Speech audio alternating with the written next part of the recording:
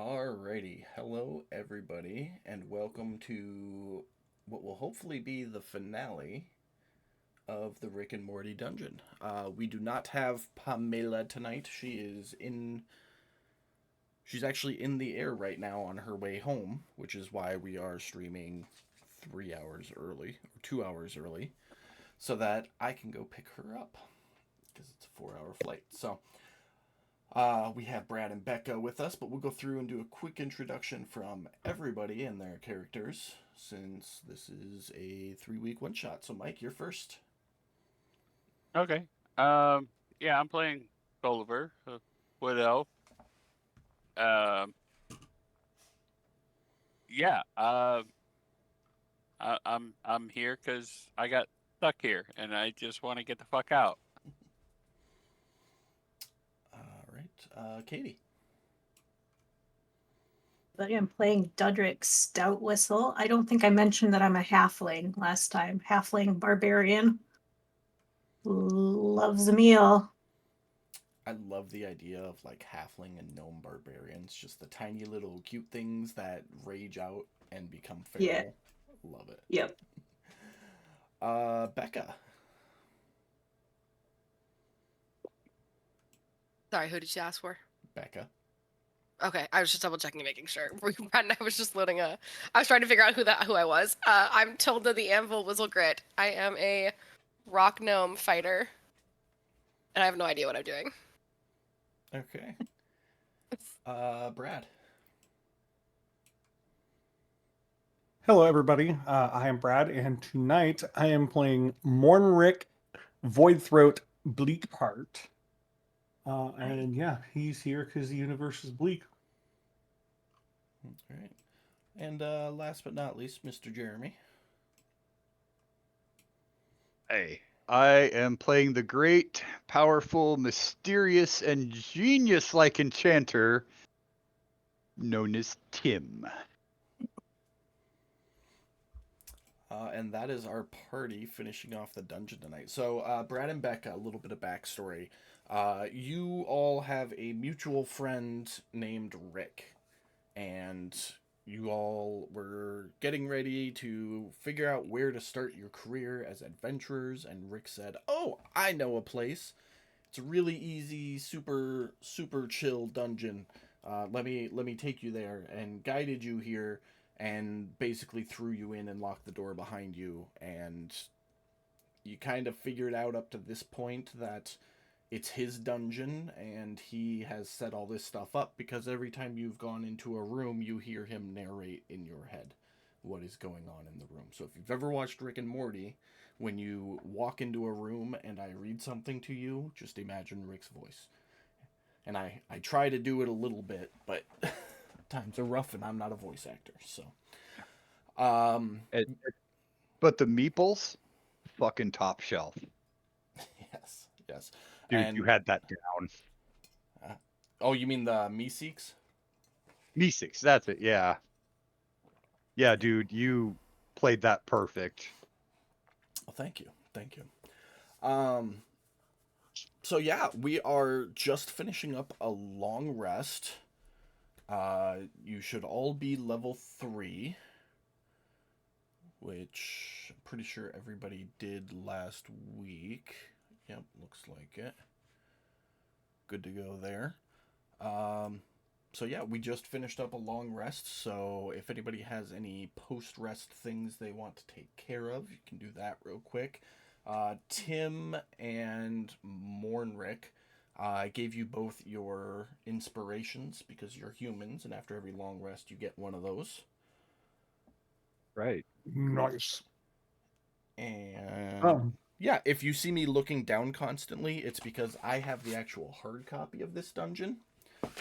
So not a digital one. See, here's my map, my numbered map. So if you see me staring down constantly, it's because I'm looking at the book and prepping for the next section. So, but yeah, there we are. Feel free so to do whatever you're gonna do whenever you want to do it. I am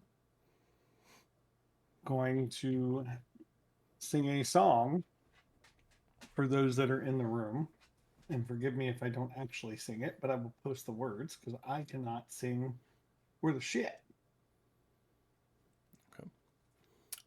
For the three of you who were here last week, Tim, Gulliver, and Dudrick, we're just going to assume that Mornrick and Tilda have been with you the entire time, and Pamela was not. Okay.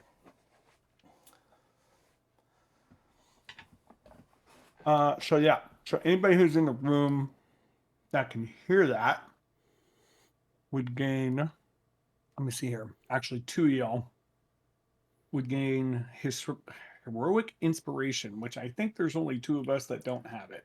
There's 3 of you that don't have it. So you and Tim already have it. So between Tilda, Gulliver, and Dudrick. Oh shit, I forgot there's 5 of us playing. Damn it. Mm-hmm. Okay. Well, who wants it and they can have it. I'm not super picky. How about all 3 of you? So Dudrick, Gulliver, and Tilda roll a d20 in the chat box, and the highest 2 get it. There we go. I like that. Keep it fair. All right, looks like Tilda and Gulliver get it. Katie, are you Dudrick? Oh, yeah. Okay. So heroic inspirations replace DM inspirations, so that lets you re-roll any attack, saving throw. It just gives you a re-roll on any d20 roll, basically, whenever you want to use that. But all right, there you go. Yeah, that's all I got. Get that out of the way. All right. So you guys were moving through the dungeon. That what we're still doing? Somebody take the lead here. Somebody be a boss. It's not me. Yeah, I'm gonna open the next door. I'm trying to get the fuck out of here. All right. You open the next door to reveal a hallway with more doors in it. Yeah, of course I do. So, yeah, another hallway, more doors. Let's go fucking check this shit out. Just start walking. All right. You start walking. There's one door to the east, one on the west side, and one all the way up on the north. I figure they're eventually gonna follow me, so I'm just gonna go to the one straight north of me. Up, whatever. Okay. Is everyone Yeah. following? Yes.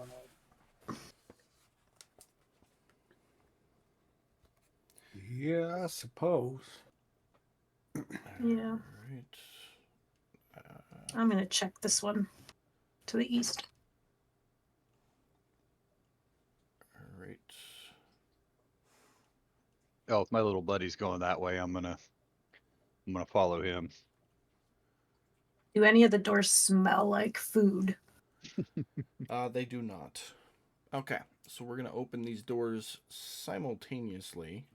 I will read them individually and then let you guys sort it out from there.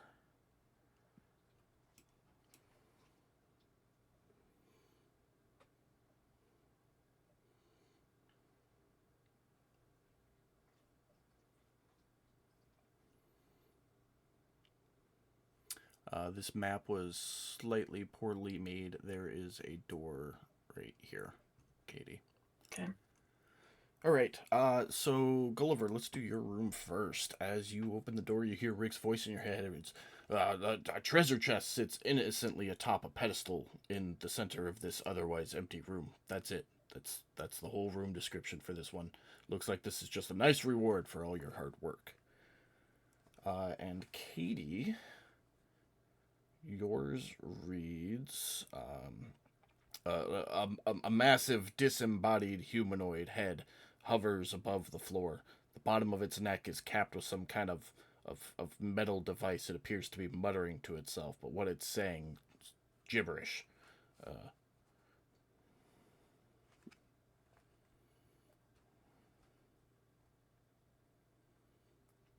Who would Okay. like to do what? Well, I'm going to shut my door and look at Tim and say, shake my head. Say, I don't think so. Okay. Okay.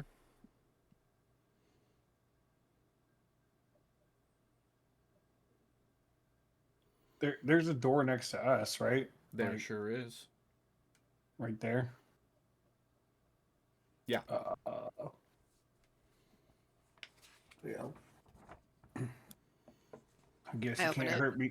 Oh, there we go. There we go. It's been opened. Step inside. Opens the door and steps inside. I like it. Okay, so you step in. This room's pretty standard. Not much going on. Except this one thing. There's a round, fleshy monstrosity hovering a few inches from the ground. It's a big son of a bitch, maybe 5 feet in diameter. 4 eye stalks protrude from its glistening hide, and a single eye observes you above its slavering maw. Vocab, dog. He's a puppy. Give me 1 second.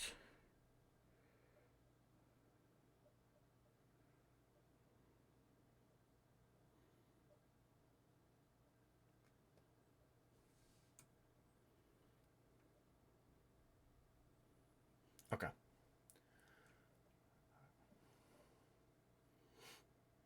Oh, I put the wrong person in the room. That's my bad.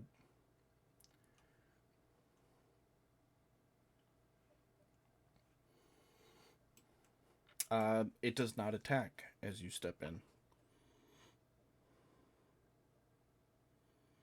I'm gonna look at it and say, "Wow, it's uglier than my self-esteem." As soon Impressive. as you open your mouth, a screaming voice fills all of your heads. Show me what you got. I want to see what you got. Uh, that's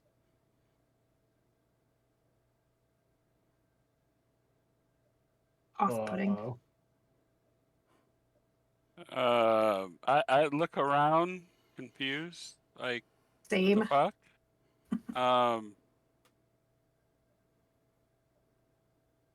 like, what exactly do you mean? What I got? You hear it sound out in your head I again. hold my bow up. Show me what you got.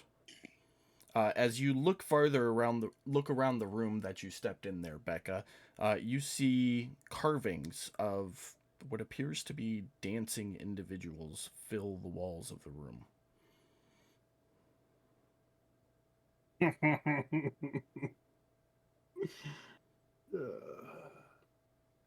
I relay that to the team. Okay, so I don't have to repeat it. Every time you start talking, the words "show me what you got," "I want to see what you got" fill your head. Oh. All right. Okay, well then I will. Wait, I'm not in the room with them, right? No. You are not, but the voice still fills your head.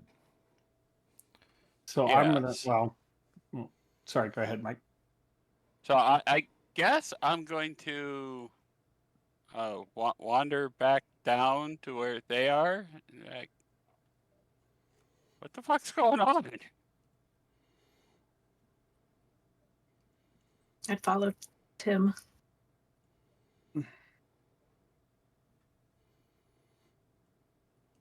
So, Tim, did you walk in the room? I'm assuming.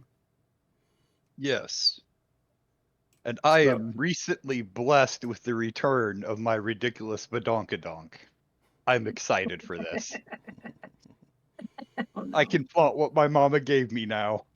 So Mormrick's gonna look at you and he's gonna be like, "I got this." As multiple people have entered this room, one of each of the eyes is focused on each of you. So there's an eye stalk staring at Tim, an eye stalk staring at Tilda, and so on. And it's getting more aggressive with the telepathic "show me what you got" now. And it's like every half a second restarts the loop of saying, "Show me what you got. Show me what you got." Well, So that's annoying. yeah, I'm gonna look at it and say, just remember this: every chord is a wound, every rhyme a regret. And I'm gonna start playing a song. Okay, make a performance check.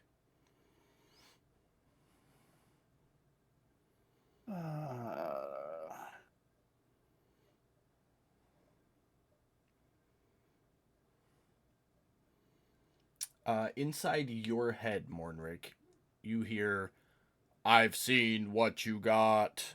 For everybody else, it still continues with "Show me what you got," and then you don't hear anything else in your head after that, Brad. Okay. You guys want me to send the song to you No. in the chat? I guess I'm gonna walk in and slip around the corner here and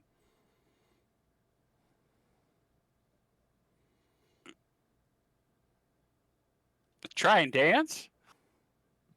I was gonna say I'm give me gonna a attempt to performance break check. dance. Give me a performance check.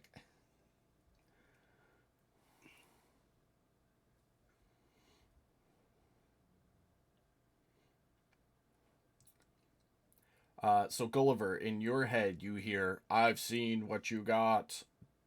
Tilda and Tim, in your heads, you hear, "You don't got it." And Dudrick, you are still hearing "Show me what you got" in your head. I'm also confused now about the dancing. So I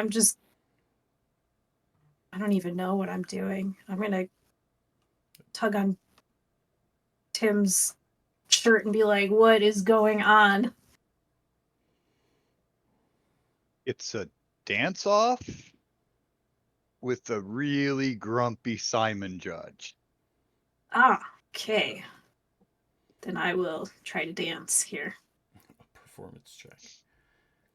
Yeah. I- I ain't got it.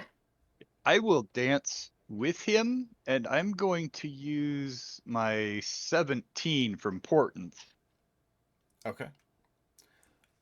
So beautiful. You like twirl Prince Dudrick around a little bit, and We're the Beauty and the Beasting this shit.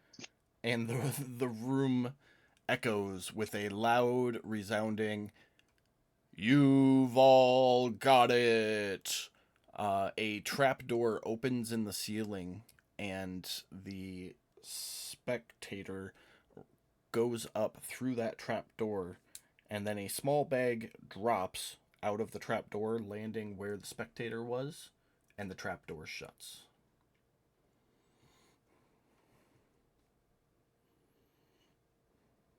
Oh, All right. apparently yeah. So this thing Apparently we just made money. disappeared. Yeah, it went up through a whole trapdoor in the ceiling, Oh. dropped a coin purse, and then shut the door behind it. Disappeared gonna- like my soul into the void. I'm just gonna shake my head like what the fuck and just walk out. Whatever. I just wanna go. And go back to the room I was looking at and see what's going on. Are you guys doing anything with that coin purse before you proceed? I'll pick it up. Nobody else is gonna pick it up. Beautiful. Are you going to keep it for yourself or distribute it? No, I'll distribute it. You each got 1,007 gold. It's a lot of gold. Correct me if I'm wrong, but we haven't found any place to actually do anything with this gold yet, have we? Nope. Okay. Sure. Wanted to Yeah. make sure. Okay.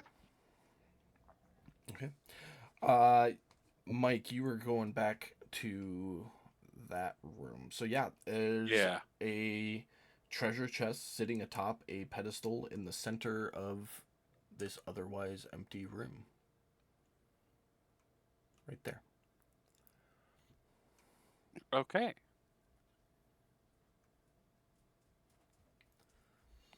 It's a what? What is it?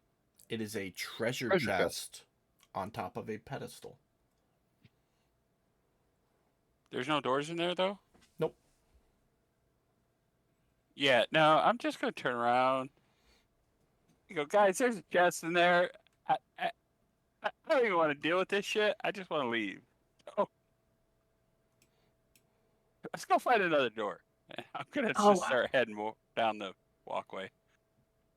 He's got my attention. There might be something in there that I want. Right? So Can I Gulliver, reach it? you're a couple steps away, and Dudrick goes running past you into the room. Dudrick, you skid to a halt right next to the altar, and as you do so, the treasure chest comes alive and lashes out at you with its giant tongue for a crit. Didn't hear a response there. Okay. And I need everybody to roll initiative.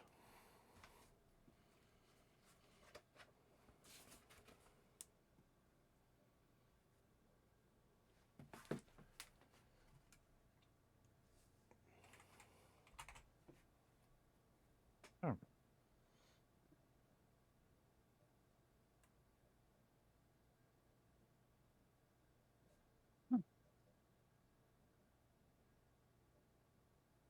Okay. Really good for me. Did everybody roll? Looks like it. Okay. So Mornrick, you're up first. I think that was what, 15 feet of movement? No? Yeah. Let's see here.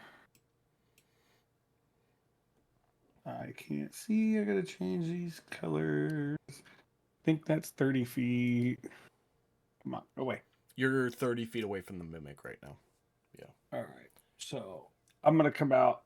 I'm gonna look at it, and then I'm gonna look at Gulliver and be like, "Perfect. Something big enough to finally eat me, maybe." And then I'm gonna look back at the mimic, and I am going to. Where the hell are my cantrips at? I thought I had a cantrip. You Uh, should have at least one. I thought I had one, but apparently it's not in there. Let me pick one. Acid Splash for your magic initiate. That's a cantrip. And Prestidigitation. Oh, is it? Yeah. Acid Splash is Okay. a cantrip. You should have cantrips as a bard.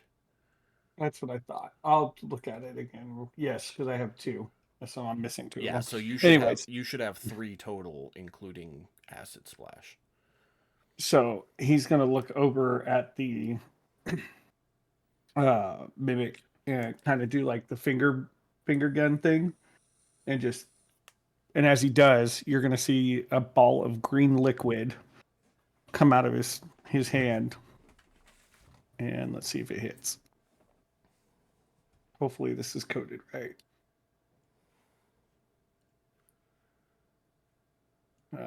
No, I don't think it does. Let me make sure. Hey, buddy.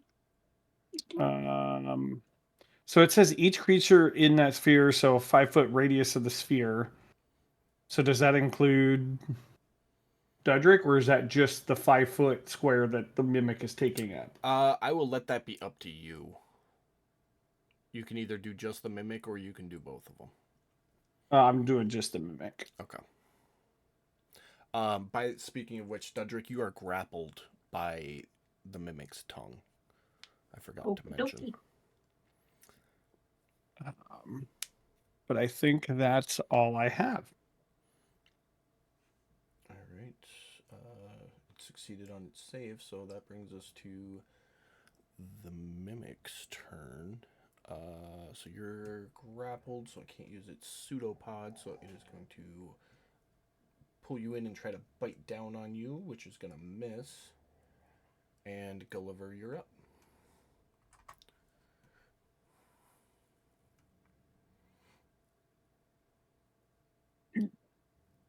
That's you, Mike. Oh, sorry. It's okay. Let's. Hell, let's shoot this thing.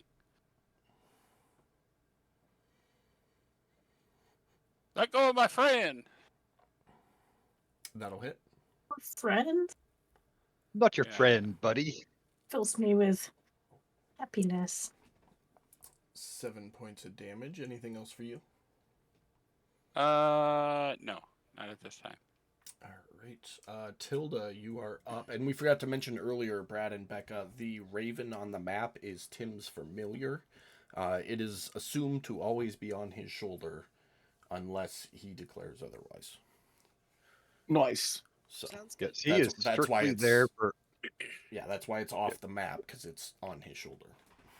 Yeah, it's strictly there for bad puns and things. Edgar Allan Poe-isms, if you will.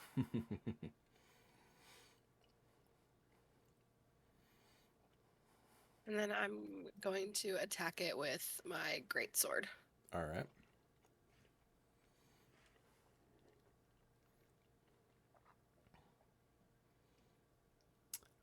That will hit.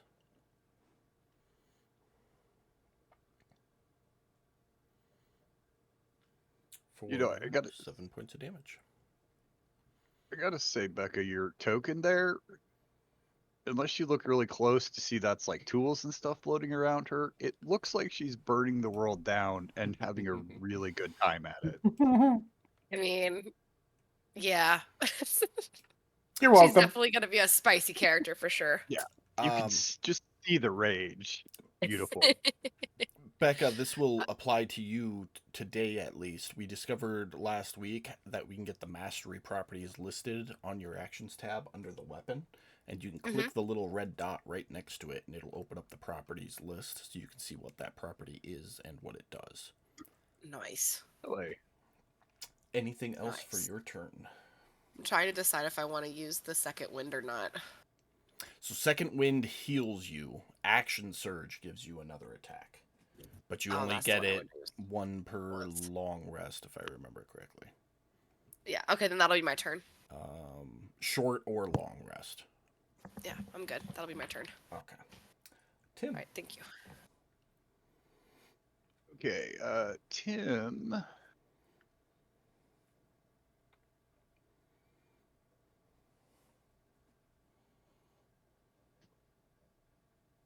Okay, Tim will run out of the room and then up to the next room.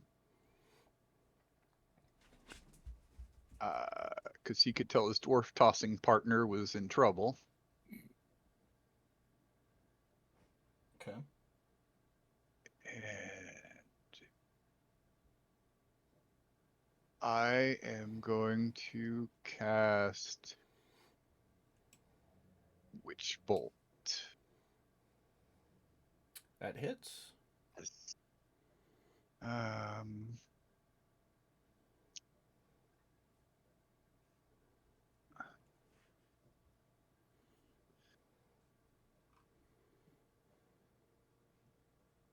oh, that was unfortunate.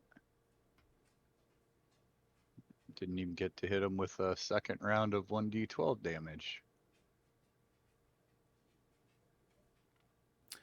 No, you do not, because it died. As its body falls amorphously to the ground, the pedestal seems to spring to life.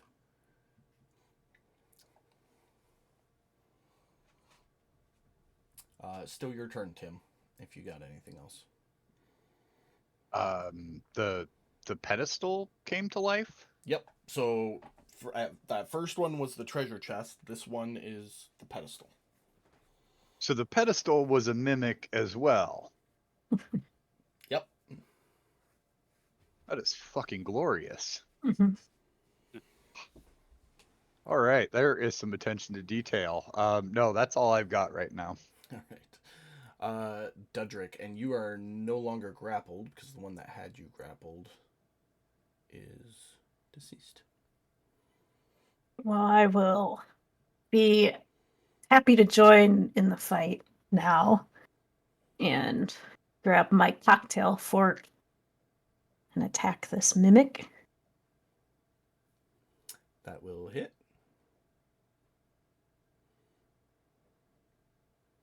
Seven points of damage. What exactly is the cocktail fork?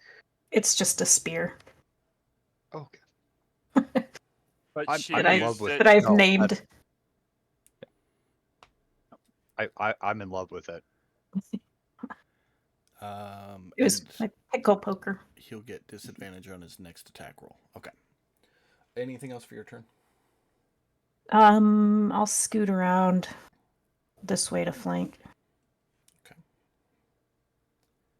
Beautiful. That'll bring us to Mornrick. All right. I was wondering why I knew I was missing something, and it's the typical bard spell that I'm missing. So I am The going. insult one. Yes, I can't believe I totally messed that up too. Yeah. So I am going to. I believe the spell says I have to point at it. Or it. Oh no, I don't. I just have to be able to see it. No, that's I think it's Sacred Flame. You point your finger. Yeah, that's it. Yeah. I don't really have any insults at the moment, other than yeah, that's only a face a mother could love. I'll hit it with vicious mockery. It's good old faithful. And hopefully that'll frickin' It succeeds. oh, it succeeds. God damn. It's like, yes, my mother does love my face. So what? It sounds more Ugh. like rah, rah, rah, rah. But yes, that's what it meant. I think that's about all I have. All right. Yep. Well, it is the mimic's turn. Pseudopoding Tilda and missing Gulliver. I'll take another shot.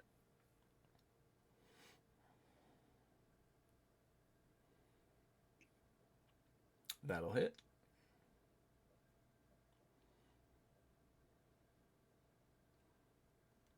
$11 points of damage. Anything else from you? Nope. All right, Tilda.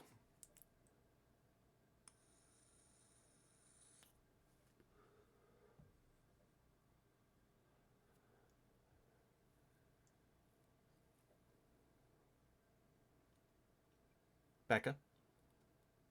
I'm sorry. Yes. No, you're good. With all the looking down and looking away I'm doing, I wonder if people heard me as all. No, no, you're fine. It's me. I'm gonna attack with my great sword. Okay. Do I get? Oh shit! Do I get advantage for flanking? Yes. You but- do. So roll it one more time. Just roll it regular and see if you crit. But you hit no matter what. Oh well, thank God. It's all right. You hit no matter what. We were just seeing if you got a crit out of it. So go ahead and roll your damage. 10 points. It raz to the ground. As it does so, the floor comes to life. What?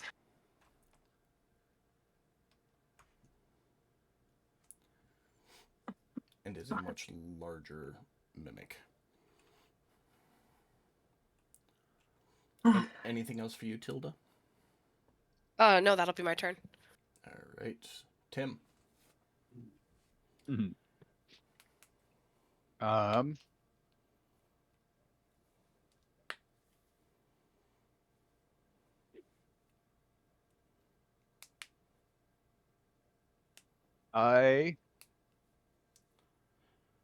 I'm gonna cast Magic Missile at level 2. Okay. Lot of Wow. ones. Look at those fucking ones. 7 points of damage, though. I guess I will move over here out of the way. Okay. Is that it for you? Yes. All right. Dedrick. Okay. Well, fucking things keep popping up. So I'm gonna put cocktail fork away and get my great axe out and attack. Oops, let's see. With flanking still.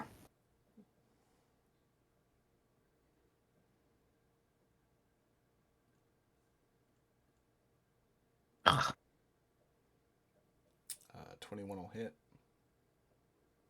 And there's, and I'm also just in case the wall is also a mimic, I'm going to use the cleave to hit the wall. Okay. So you swing through, dealing 6 points of damage to the mimic, and then your great axe dings off the stone wall. I will yell out, I think this is the last one. And that's my turn. All right. Mornrick.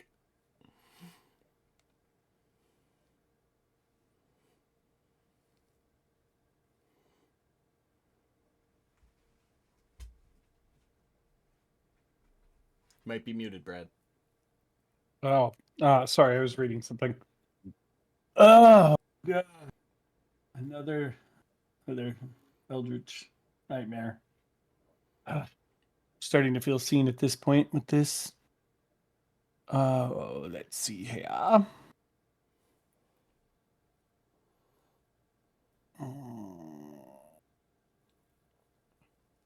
We're going to give it a good old finger gun acid splash. All right.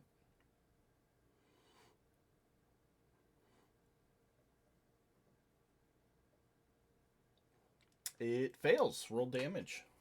Nice.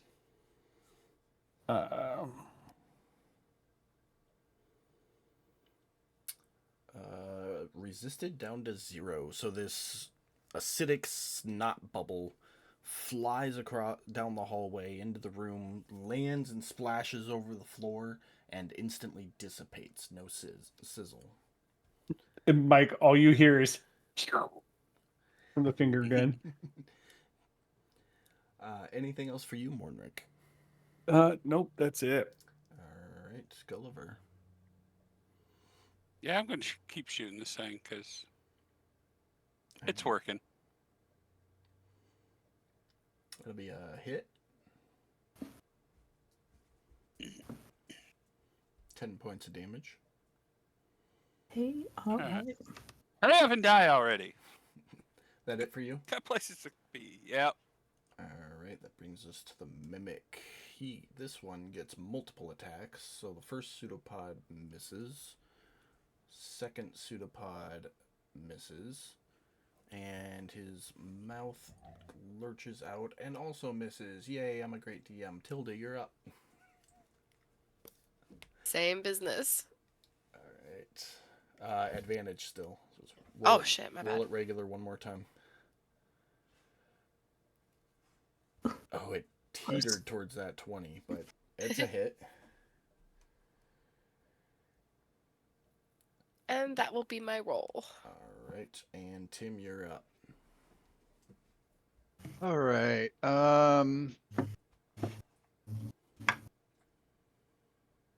Tim. Let me see who's right after me. Dudrick.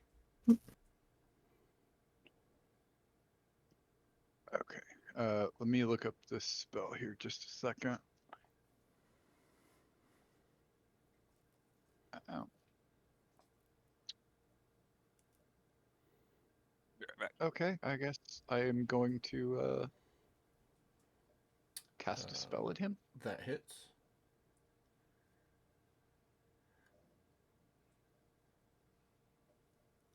So you basically, it's like that scene from Terminator 2. You ray of frost and you see the mimic's flat body freeze and then shatter. You all stand motionless, watching the walls, looking for any sign of movement or any more mimics. And at about the same time, all of your eyes lock onto the door, and I need you all to roll a perception check for me.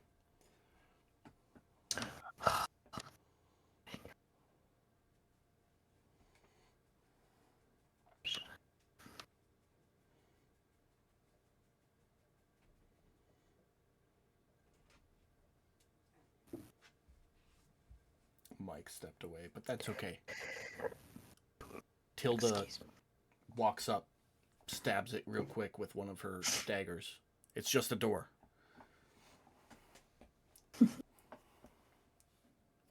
You're out of combat. And then since I guess I'm by the door, I probably would just walk through it. Because it doesn't look like there's anything else in here. Just 3 mimic corpses. Yeah.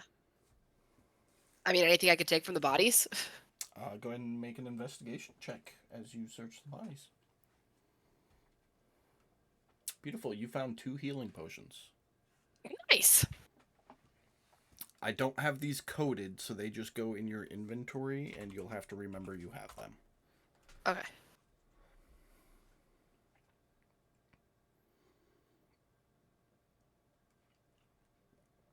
But there you are. Thank you. All right. Where are you guys off to next?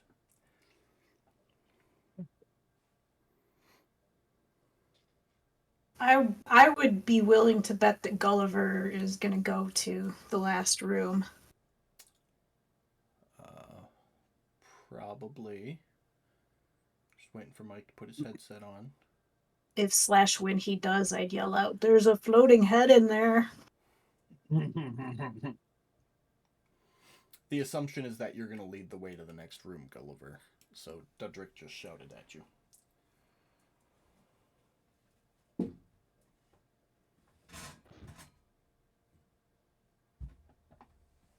You're muted. I said, "Oh, okay." And I take it the mimic died while I was away. Yeah. Yes. And there was Okay, a yeah. pausive moment when everybody's eyes locked on the door. That was just a door.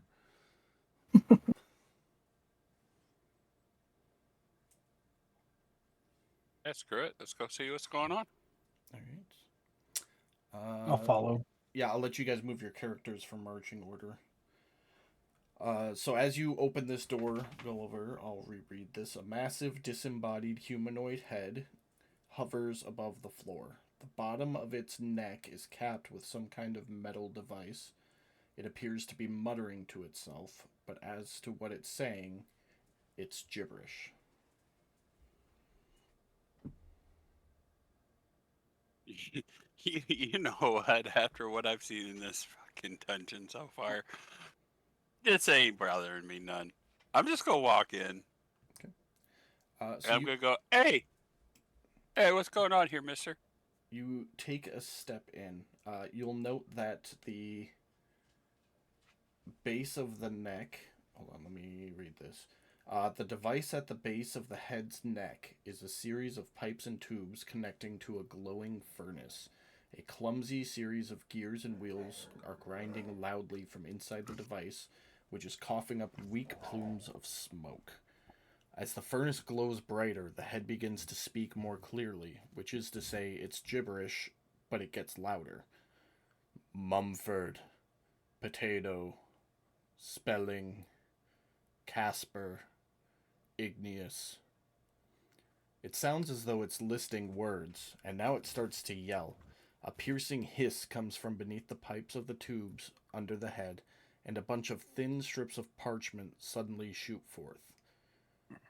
From the dark corners of the room, 4 giant spiders suddenly rush up in a kind of worshipful reverence. One skitters up to you and shoves the parchment strips in your collective faces. Read, it chitters. To self, not aloud. And give me 1 second, I'm going to get these spiders on here.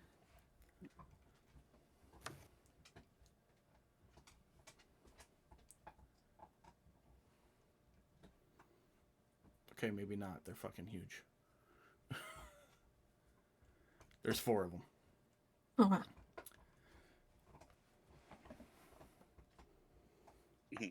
So these things just like ran up and shoved shit in our face. Yes, the spiders all ran up and gave each of you a strip of parchment. I'm gonna mutter something to myself. I don't know if anybody wants to hear it or not. I'd probably hear it.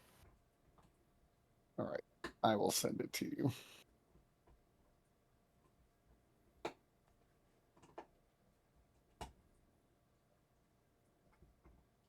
Yeah, perfect. I'll read my parchment. Okay, who is reading their parchment? Easier I am. question, Myself. who is not? Oh. Is anybody not reading it? No. I'll read it. No, I'm gonna read it. Okay. In the tower, I need everyone to make an intelligence saving throw.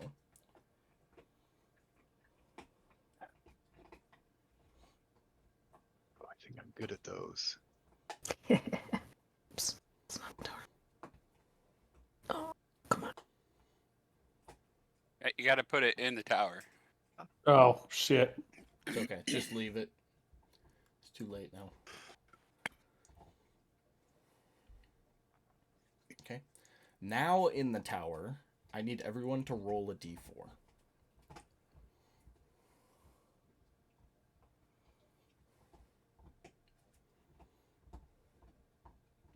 Oh, this is going to be fun. All right, I'm going to send each of you a whisper real quick. Don't react to it until I say go, because I have to send each of you a different one. So just take a second.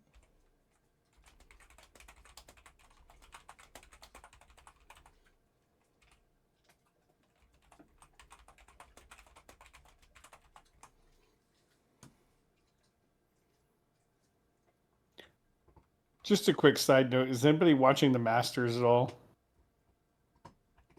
What masters? for golf? Oh, no, I'm not suicidal today. Oh wow, that hurts. See, that's how you do a vicious mockery. God damn it! Shut up! Shut up, Timmy! I still love you though, buddy. I love you too. Rory just won his first jacket though. That's fucking awesome. Oh, did he? Yeah, it looks like it. Cause it's gonna. I gotta see what it says on this one. I watched Oh, a few no. minutes here, Oh a no, few it's minutes tied. there. They're- It's tied. they're Him going- and Rose yeah, are tied. Him and Rose are going to a shootout. I thought he was gonna win it, but him and Rose are going for a shootout.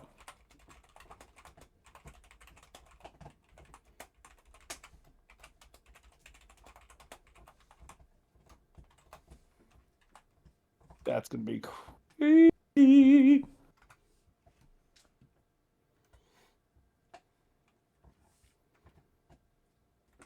I won't lie though, if he gets beat out, I'll be so sad.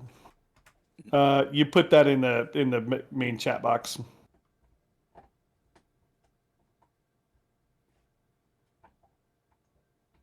What? I spread it at the wrong person. Yeah, You I was missed gonna. the whole group. Shouldn't have. I If just see you- a whisper from him. Everybody should have one whisper from me.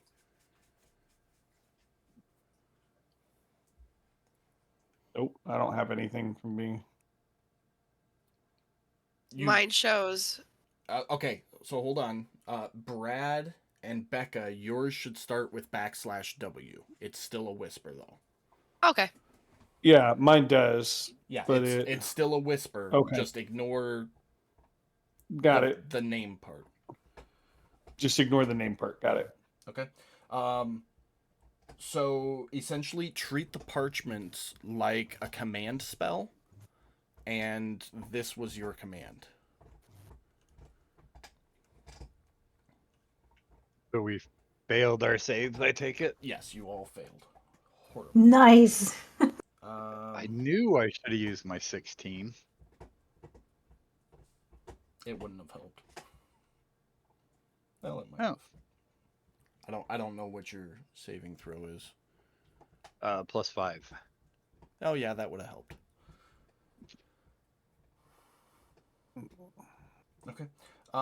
So as you all look down to read your parchment, you hear the and the giant spiders seem to have vanished from the room. Well, I would be charging forward, screaming, kill the head, and attacking it. let's do let's have everybody roll initiative here. Okay. And that will I'm really glad we're not just going off of instinct because I had a really strange instinct based on my command. Oh God.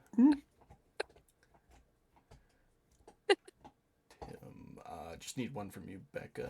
Beautiful. Yeah. So what does the command spell do exactly? It usually lets you give like a one-word order, and if the target fails its saving throw, it has to follow it. So in the spell description, it gives you examples like halt, stop, run away, come here, stuff like that. Like really simple commands, Mm-hmm. and that's really it. And it lasts like a round. So these last longer than a round.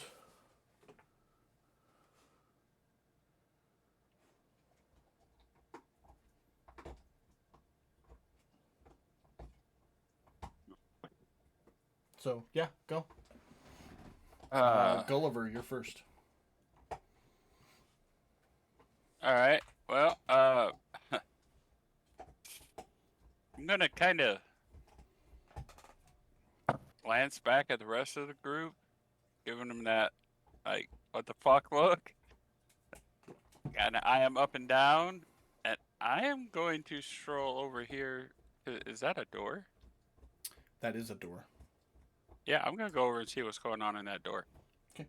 As you approach the door, Keeping my eye on the group. something in your head is telling you to stay in this room, and you are compelled to do so.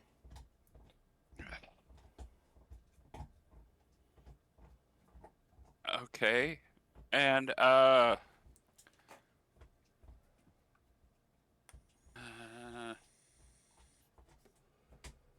Let's just sort that out above table. Along with Uh-huh. the individual commands you got, you're also compelled to get in and stay in the room. Oh, okay. Just to I mean, sort that out. And that goes for everybody. okay. Okay. And I'm going to turn around and notch an arrow and just point it and say, anybody come close to me, they're getting one. So held action. Yeah, Okay. That it for you? that's it for me. Mornrick. All right. So where was this head that was in the room? It's in the center of the room. So like that center tile then, Yeah, ping it. basically. It's right there. Okay.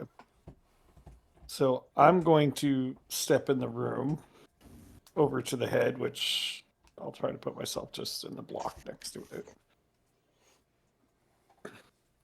And I'm going to turn back. I'm going to look at the group and I'm going to say to them, and here we see nature's apology for ever creating joy.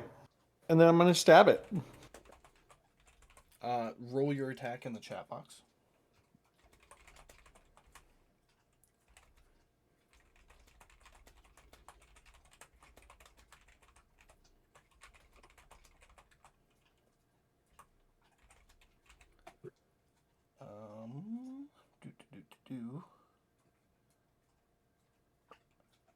Your dagger dings off a steel plate on the top of the head, not doing any damage.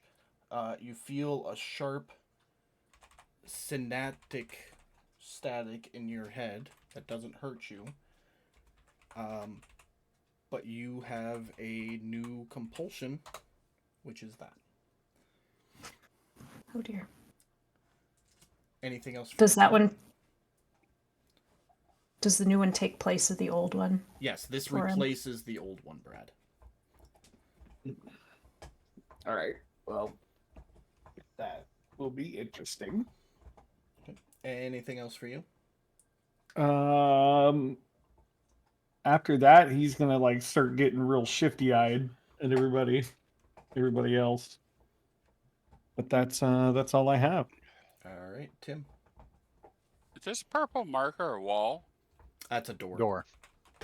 It's a door. Another door. Okay. So just to make sure I understand, on top of the compulsion that was whispered to me, I have the compulsion to go into the room and stay in the room, right? Correct. Okay. Just wanted to make sure. All right. I am going to come down there, far away from everybody else in there as possible. And then I am going to cast Grease. Hmm. Could you pop me up a 10-foot circle? Oh my god, this is gonna be interesting. It'll fill Oh the room. boy. Okay, yeah, I'm gonna put it so I am just outside of it, Okay. and then basically that whole room is covered. Now nobody coming near me. So every square except for the one Tim is in is covered in grease. And he's not far off from the head, right? Yep, and I am holding up a torch. He's like, if he bent over, he could reach out and touch it, but he's cornered in the room. So Brad and Mike need you to make a dexterity saving throw. DC is 13. 16. Beautiful. Beautiful. Mornrick, you slip as the grease splatters into your feet, and you are prone. That's what you get for doing that shit. This is just like spending a night with my ex. Anything else for you, Tim? Yeah. I'm gonna look at Mordrick. Dude, the 90s called. They want their angst back, please. I'm gonna get that spell. Then that'll be a lot more effective.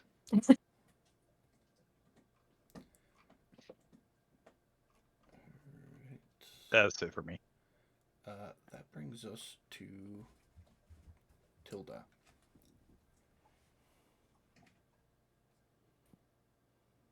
All right, so I'm not in the room yet, so I'm not covered in grease. Correct, but you are But I compelled also to enter. compelled the to room. not. Okay, compelled to enter the room. Gosh. So you will have to roll a dex saving throw, no matter where you go in the room, because you'll pass through the grease. Yeah. Okay. Well, then I'll go here. Okay, give me that dex Main. saving throw. Save. So as you step in, it's like stepping on the ice. You go ass over tea kettle and fall prone.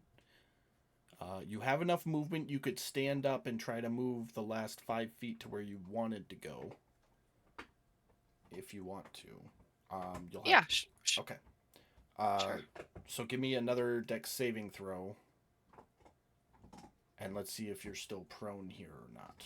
You are not. All right, and then I'm going to attack the head with flail. Okay, roll it in the chat box. That will hit. Roll damage in the chat box. I have a rules question. Yes. Is difficult terrain still like twice the movement cost if in 24 like it was in 14? Or what Yes. is the... Okay. Yes, it is. So you hit, dealing damage, putting a dent in the top of its head. Your compulsion gets changed. Anything else for your turn? No, that'll do it. All right, Dudrick. Okay, so first of all, rage, because I'm clearly mad. Second, did I see the grease in the room? Yeah, you see it. Okay, and I know that it's grease. Yeah. Seeing as all these people are slipping around, okay. Yeah. So then my plan is to get my great axe out, plant it right before the grease starts, and like pole vault flip over it with it and bringing it down and smashing on top of the head Okay. Give me an while yelling, "Kill the head." Give me an acrobatics check. See if you pull off a pole vaulting front flip downward great axe attack. Okay. And I'm also that's going to be a reckless attack. Okay, so I'm not gonna the lie. acrobatics check, I think it'll be advantage because of your rage. I don't know. You get advantage on strength checks, not acrobatics. Oh. Okay, so Ooh, just roll use a, athletics. yeah, athletics. So roll me a straight athletics check Okay. to see if you can pull off the maneuver. Okay. Yeah, 22. You'll definitely pull off the front flip. All right, now roll your attack and see if your axe will come down on the head or not. Is that... It doesn't sound like any of these people are... It's not going to be flanking advantage, because it doesn't sound like anybody's really very friendly to anybody else right now. No flanking. Okay. You'll get advantage because of the reckless, so that'll hit. Roll your damage. And you won it. All right. And as you come down, I need a dex save from you. Can she use her inspiration to reroll that damage attack? I don't have any inspiration. No, she's the only person who didn't get one. But no, you can't re-roll damage with it. She could re-roll the attack roll, but not the damage. I might have something You have to reckless, re-roll damage. Yeah. or savage attacker. Yeah, so roll the damage again. We'll use the bigger. Okay. Oh, that was new this level, wasn't it? I think you've had that since level 1, actually, because that comes from your feat. Savage attacker. Okay. Okay. That comes from being a soldier. So you've had that this whole time. Every time you attack, you can roll the damage twice and use either roll. Okay. Good to know. If you're gonna do that against like a token that's in the combat tracker, I just ask you roll the damage in the chat box, and then I will deduct it from them. That way, you don't get damaged twice. Yeah, fair. All right. Did you do your dex save? Nope. Here it is. And you end up prone. I was expecting to, so. And you 10 with And the flip. Yeah, you would have the last of your movement would let you stand up.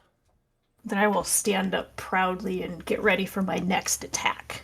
Okay.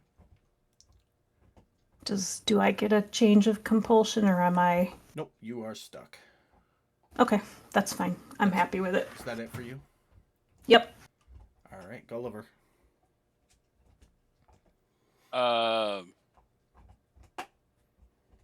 Yeah, I'm like,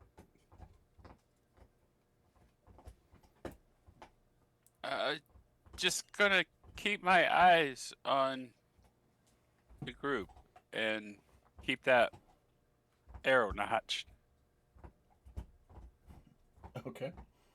That's it. That's it. Mornick. All right. I think I'm prone, correct? You are. All right. I'm going to stand up. You are stood.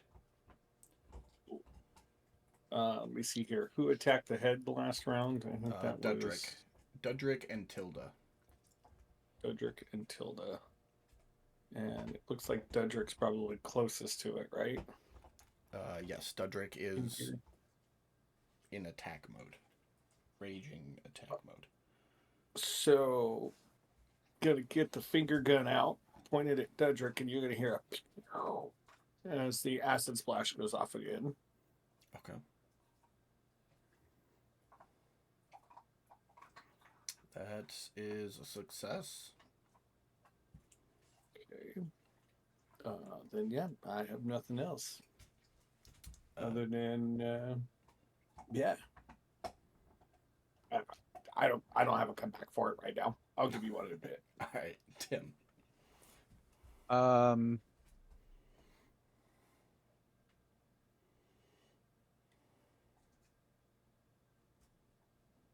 I am going to cast invisibility on myself. Okay.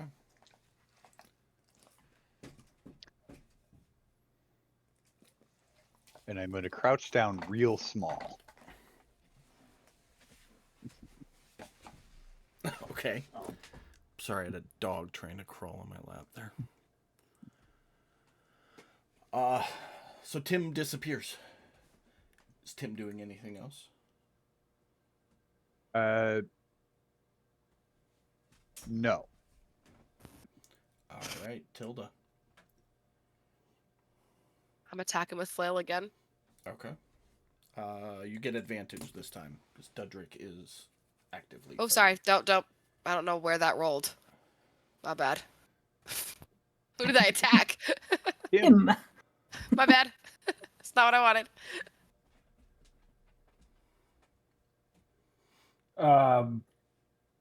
Dedrick, I would have yelled this out last turn. I had to come up with something, sorry.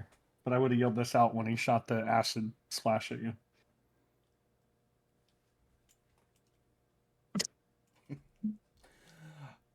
Your swing misses, Tilda. Okay. Anything else? Can I do action surge to redo it or do it again? You certainly can. And I will mark it off. And I'm gonna advantage and roll again. That'll hit. Roll damage. Oh, does she get crits on 19? Is that what that says? If the dice rolls a 19, yes. Oh, okay. I see. All right, so that's 4 points of damage. Anything else for you? No, that should do it. Thank you. All right, and now that I've read Grease all the way through, I need you and Brad to roll a dexterity saving throw for the end of your turns.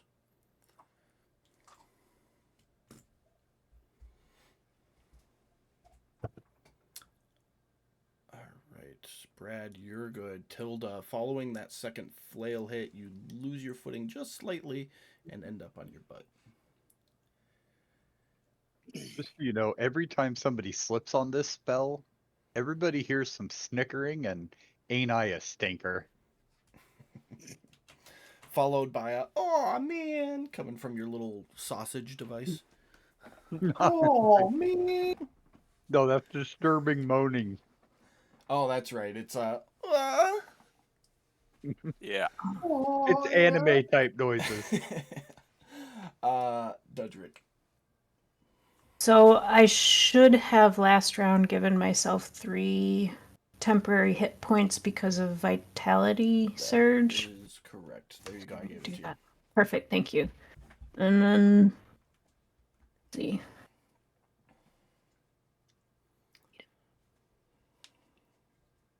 Well, let's see.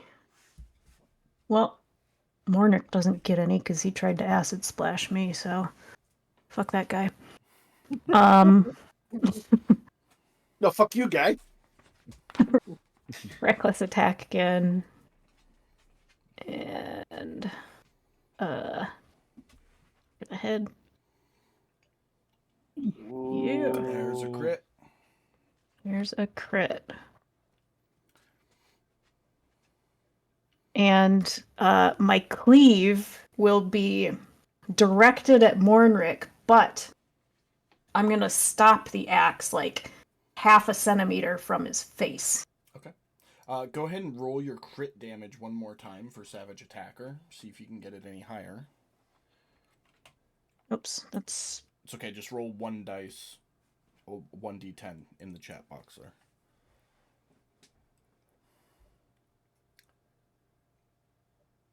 $10, not whatever that was. 10. Oh, sorry, a 12. Great axes are d12s. That's my bad. That looks better. So 18 points of damage. Did you say you stopped the axe right before Yeah. my Yeah, and with a crit, that axe comes like It stops just close enough to ding one of your eyelashes, and it falls in front of your eye. And I'll say, "Do not try that magic on me, little man." And it's funny because I'm, like 3 feet tall. Significantly shorter than you. So Mornrick's gonna look back at you, and he's just gonna have like that flat look on his face, and he's just gonna straight up say, "Go ahead. At least one of us will finally feel something." And then I slip and fall. All right. That brings us to Gulliver again. Dude, you're not my wife. You don't get to talk like her.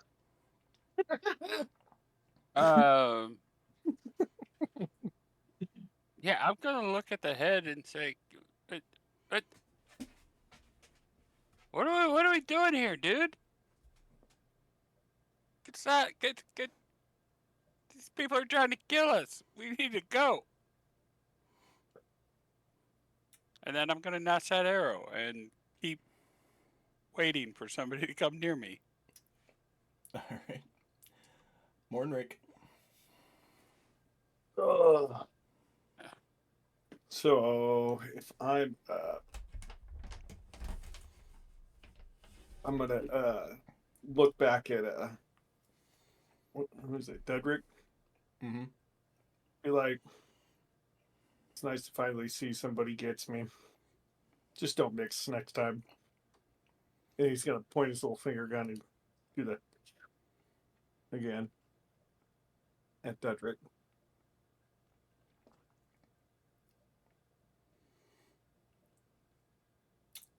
It's a solid success. Damn. Dex saves against a raging barbarian. Yeah, but wouldn't that be at disadvantage because they were Nope. They get prone? advantage while they're raging on dex saves. Oh, right. Mm-hmm. That is, that's all I got. And prone has nothing to do with saving throws. I thought it did. Nope. So I need a dex save from you, Brad, and Tim, you're up. It might have gotten up at the end of the turn anyway. Doesn't matter. The saving throw comes at the very end of your turn. At the very end. So Okay. you don't get a chance to get back up after it happens. You succeed though, Brad. Tim, what do you got? Nice. Rory got it, by the way. I just saw that. I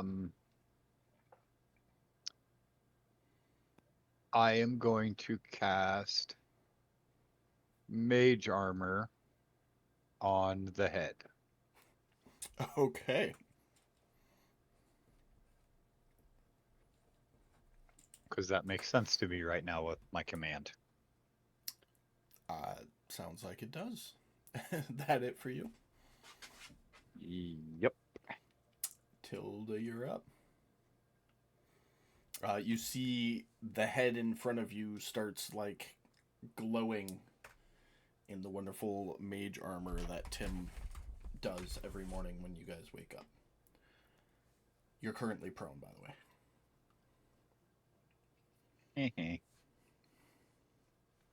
I'm gonna get up.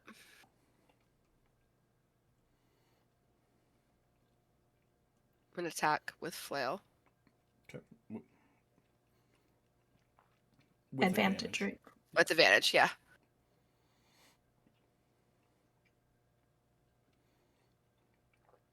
That just hits.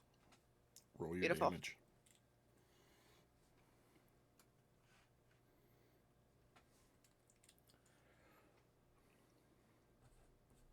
That's my turn. That is exactly what you needed. As you smash down, your flail head stops as it connects with the mage armor, and you see the entirety of the head just stay for a second, and then the force of the flail slams it into the ground. The head explodes into a million pieces, and your flail left a small crater in the floor.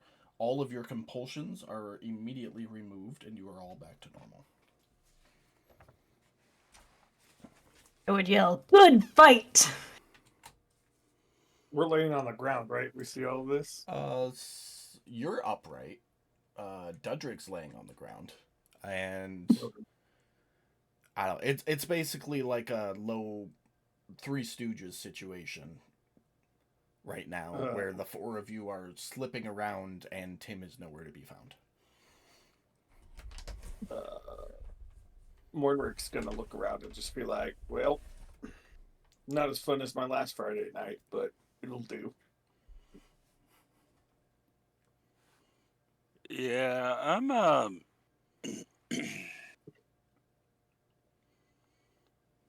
okay, that was some shit. The hell? Turn around, open that door. All right.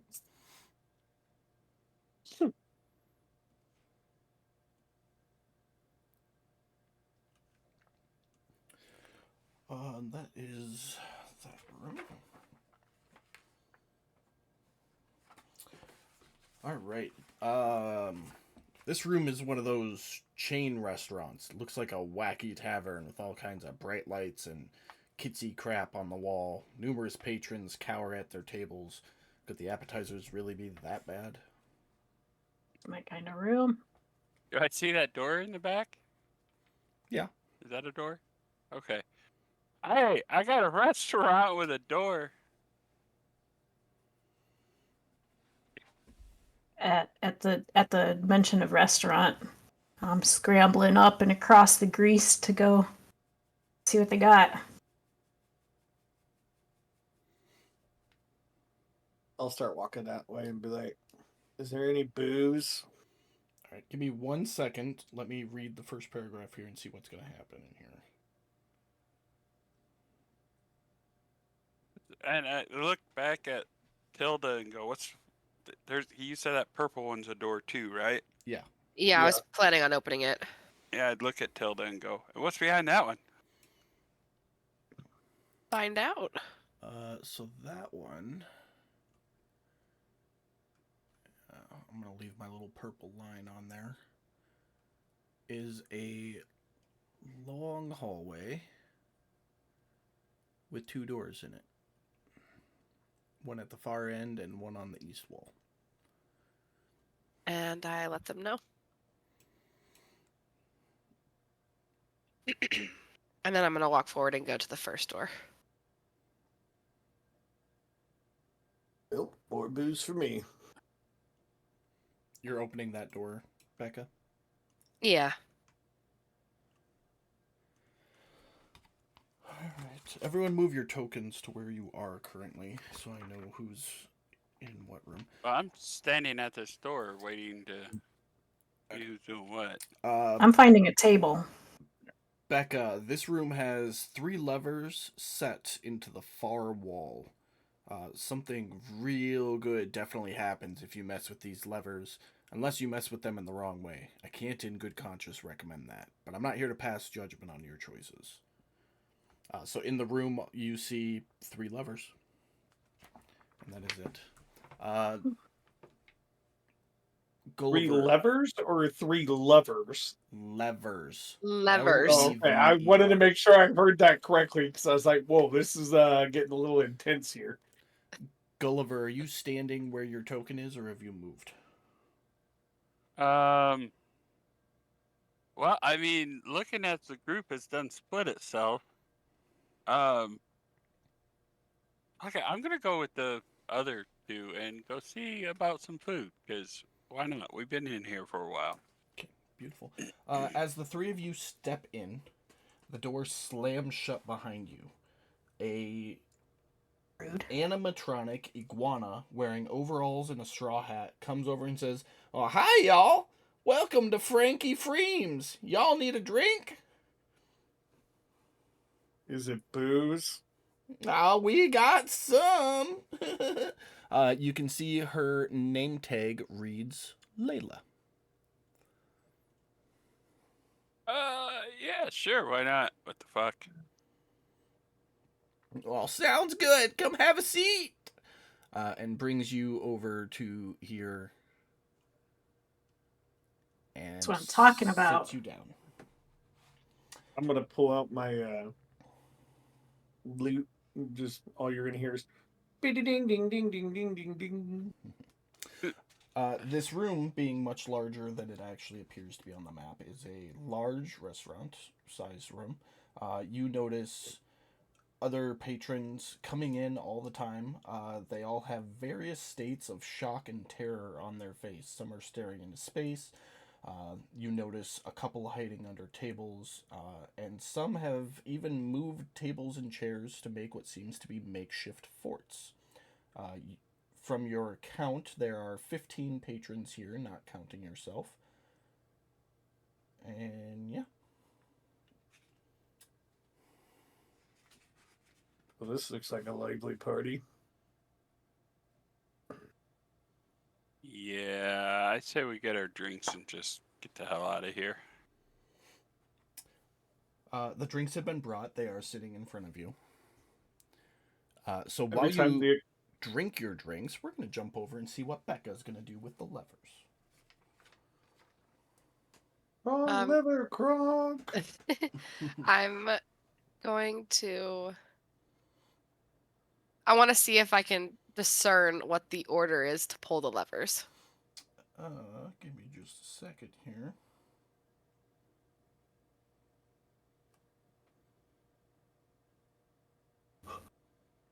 Make an investigation check.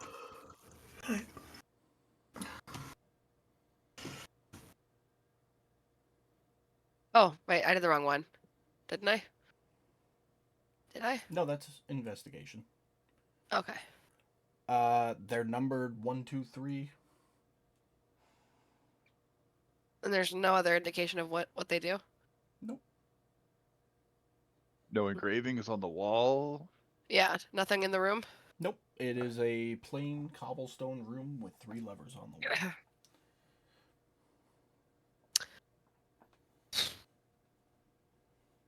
wall. We could be overthinking it, and it may just be you need to pull 1, 2, 3 as they're numbered. Can I see Tim now? Can she see you, Tim? Or are you just Nope, a disembodied voice? Just a disembodied voice. I would punch in the direction of the disembodied voice. You turn around and punch, and it's all air behind you. I would still scream like a little girl. Violet! Tim, where are you? I'm right here. Oh, I'm invisible. I'll cancel invisibility. You know what? I think you're right. And then I'm just going to go up and I'm going to pull lever 1. Okay, you pull lever 1. I flinch. Nothing happens.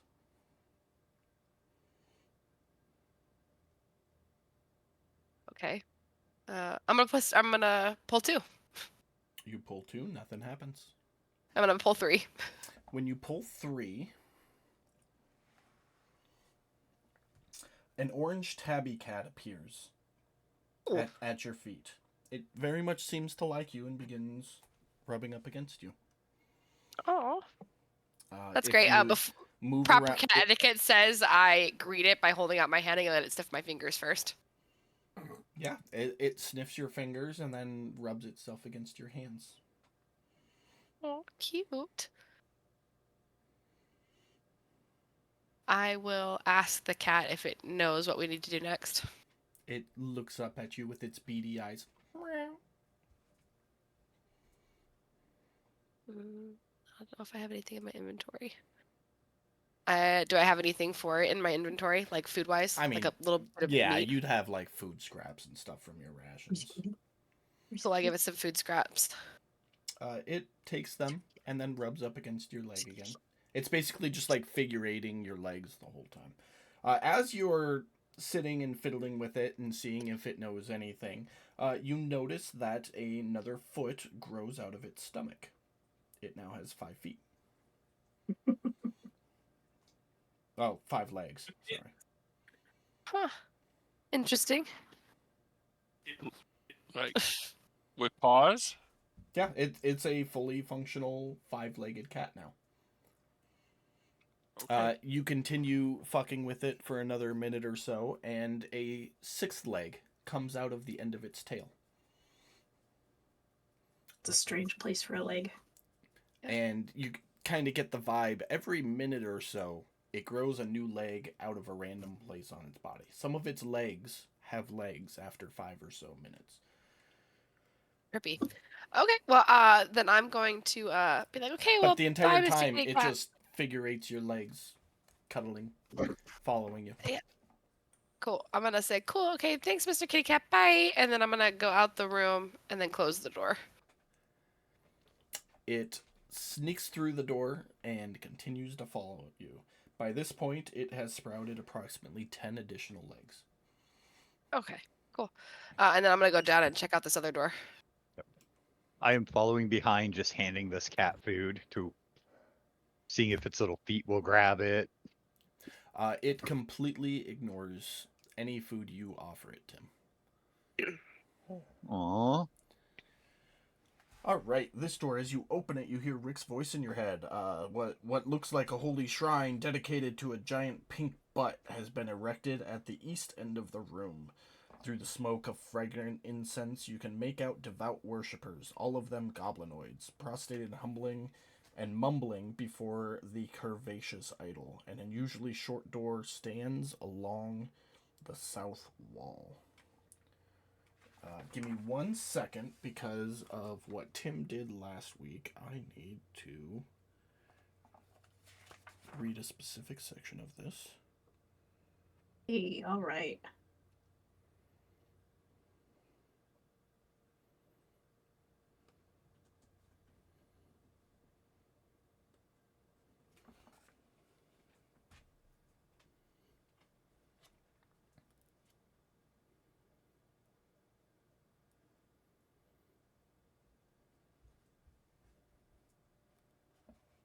Okay, beautiful. So there are 2 bugbears, 6 goblins, and 1 hobgoblin in this room, all worshipping this statue of a butt.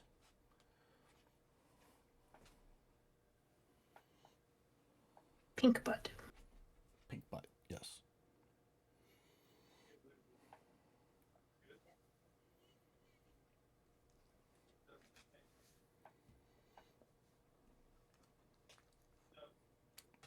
What would you So like to there's do, just- Becca? Or Tim?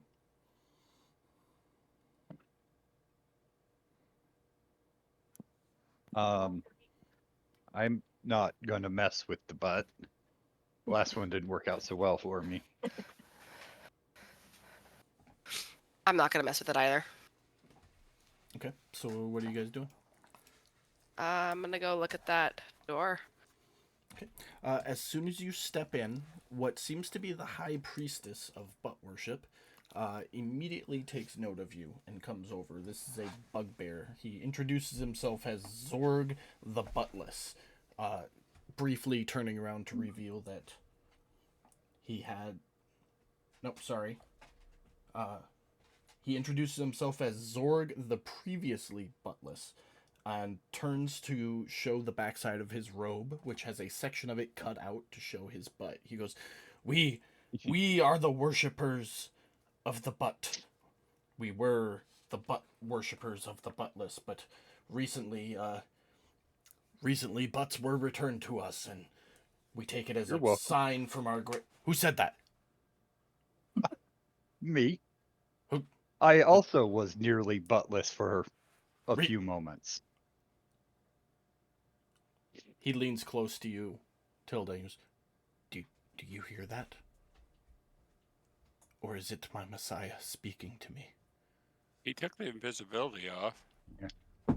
Did he? Yeah. It's still Yeah. on him. Well, he said he took it Oh, off. It see, never got actually taken off. I missed that part. Oh, I can take it off myself now? You should be able to. If Oh. you hit the little If like, you put it on gray- yourself, you should be able to remove it from yourself. Yeah. When you're looking at the combat tracker on the far right-hand side, there's like a little gray guy with a sparklies next to him. If you click it, it'll give you a list of all the effects. anything you put on yourself should have a little X next to it so you can take it off. Oh, okay. I did not know that. So he looks at you, Tim, and goes, "You say thank you. Why do you say thank you? Or you're No, I welcome. said you're welcome. I meant you're welcome. You know what I meant." Because me and I think it was Tommy the Two Butts. He's a bugbear that's been overly blessed with butts. He invented a thing, and then I went and shot the butt, and then the butt broke, and now everyone's got their butts back. I see. And yes, of course I know Tommy. He's my cousin. I assumed. The prophecy has been fulfilled. He does Come, good work. former buttless worshippers, our Messiah has arrived. And you see everybody in the temple turns and comes and kneels and is like doing the Arabic prayer fold. So they're on their knees with their arms stretched way out in front of them, as low as they possibly can get. And like, all hail! And they raise and go, all hail! And then go back down. Do they all have robes with holes where the butts are so that when they go down, their They bare do. butts are sticking up in It the air? is a sea of plumber's cracks. Mm. Wait, you can get a robe that isn't assless? These are custom made, my Messiah. All right, I'll have you take my measurements before I leave. Oh, we don't measure, we eyeball it. And he pulls a dagger out.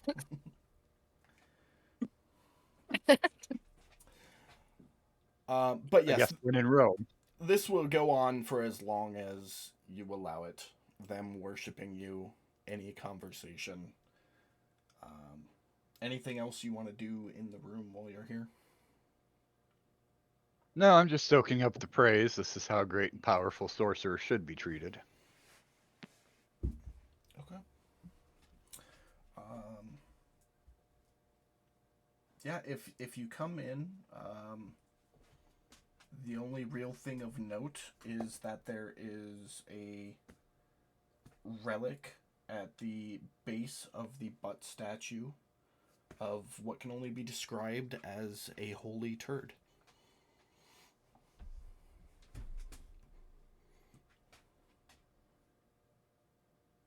And also, your cat, Becca, is basically just all legs at this point. It just kind of rolls. And every minute or so, another leg pops out.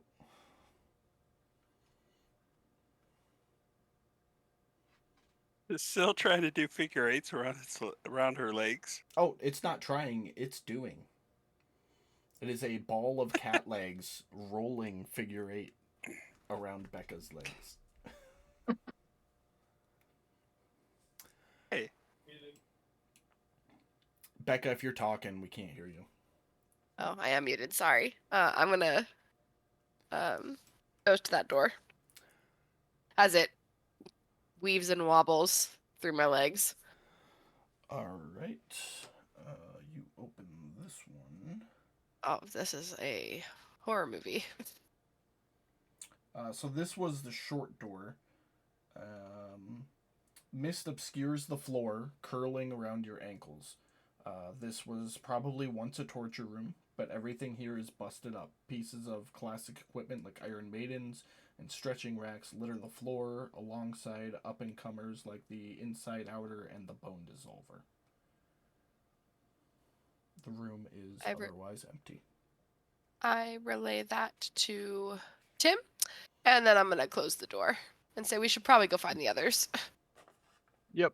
I'm just going to peek in there and take a few notes real quick. Okay. Never heard of the bone dissolver.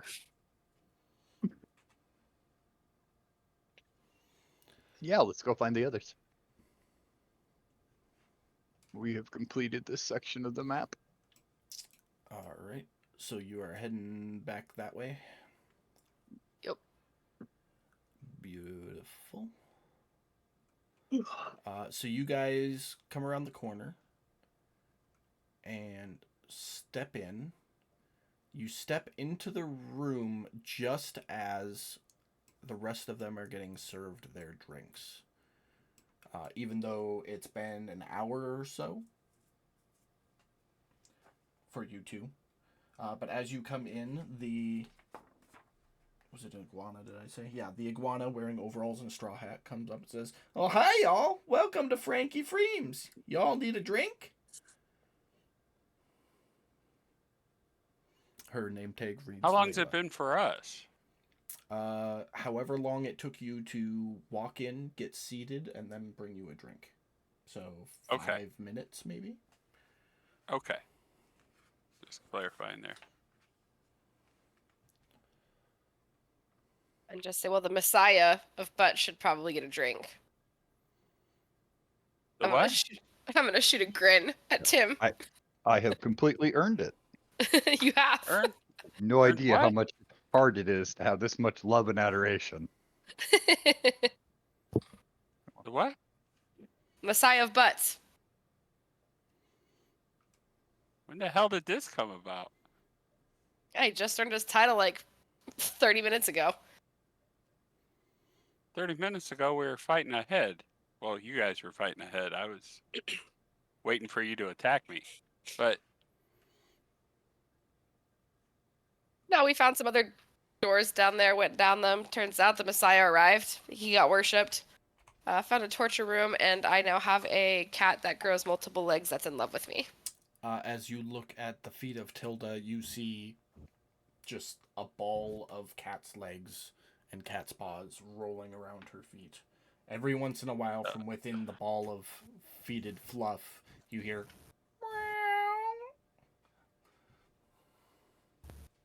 we just got in here, sat down, and are getting served.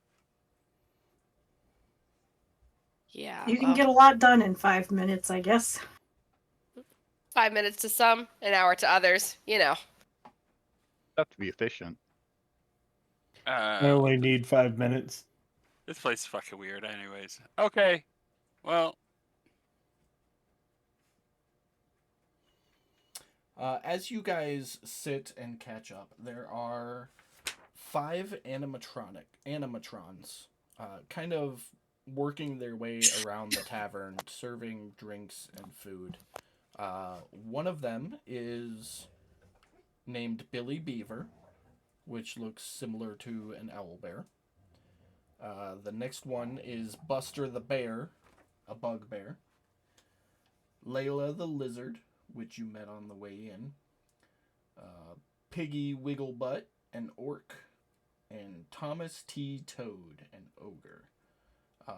Every once in a while, they stop serving food and drinks and sing some bluegrass type banjo stuff. Think Chuck E. Cheese's from growing yeah. up. That's what you're in for right now. I was thinking more of like Five Nights at Freddy kind of thing, but yeah, Yeah, right? And that's what We'll I go was with Chuck. thinking. we'll go with Chuck E. Cheese. Oh, right now it's a Chuck E. Cheese's. We'll see what happens later. Dude, I went to a Chuck E. Cheese as a kid. I'm feeling the tear. I've been to a Chuck E. Cheese since it's been shut down. And let me tell you, that's some Five Nights at Freddy bullshit. Right? So if I'm not mistaken, we think it's been like 5 minutes, but it's been like an hour. Yeah. Basically. So has it actually been an hour? Because Not for you. it'll. For you, Okay, it's been 5 so- minutes. For them, Okay. it's been, we'll say 30 minutes to an hour, depending on how long they wanted to fuck around in the temple. Okay, I just wanted to know because rage will come off after 10 minutes. Oh yeah, it's gone. It's gone. Okay. Well, I figured we'd have a drink, and then there's a door over there. We figured we'd go check it out. Of course, are the people? You said people were coming in and out with terror and shit on their face. People were and coming building forts. in. You've seen. Are they coming in through that other door, or Other- the door we came in? So other than your 2 people, only maybe 3 other people have come in to make it 15 other Okay. patrons. Okay, but did they use the other door? They did. Okay. Well, some of them did. Some of them used the north door. Some of them used the same door you came in. Ooh. Okay, so I'm gonna say, yeah. So I mean, people have used the door, so I figure we can use it once we're ready to go.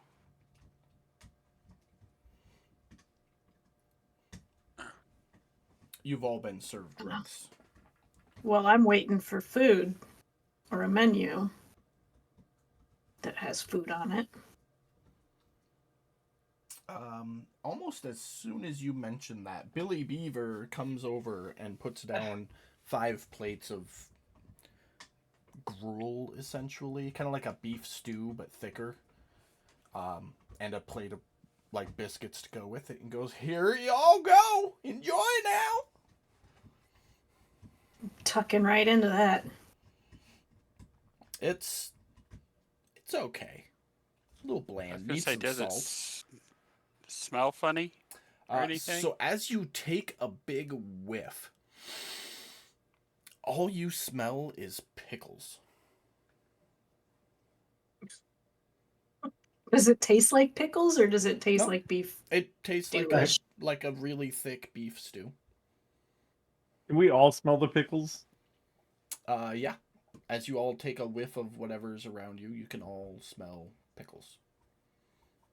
Mornrick is gonna gag and If you would like to make a perception check to try and determine what the smell is coming from, feel free. I will. More? Yeah. Are you not going to eat that? I despise pickles.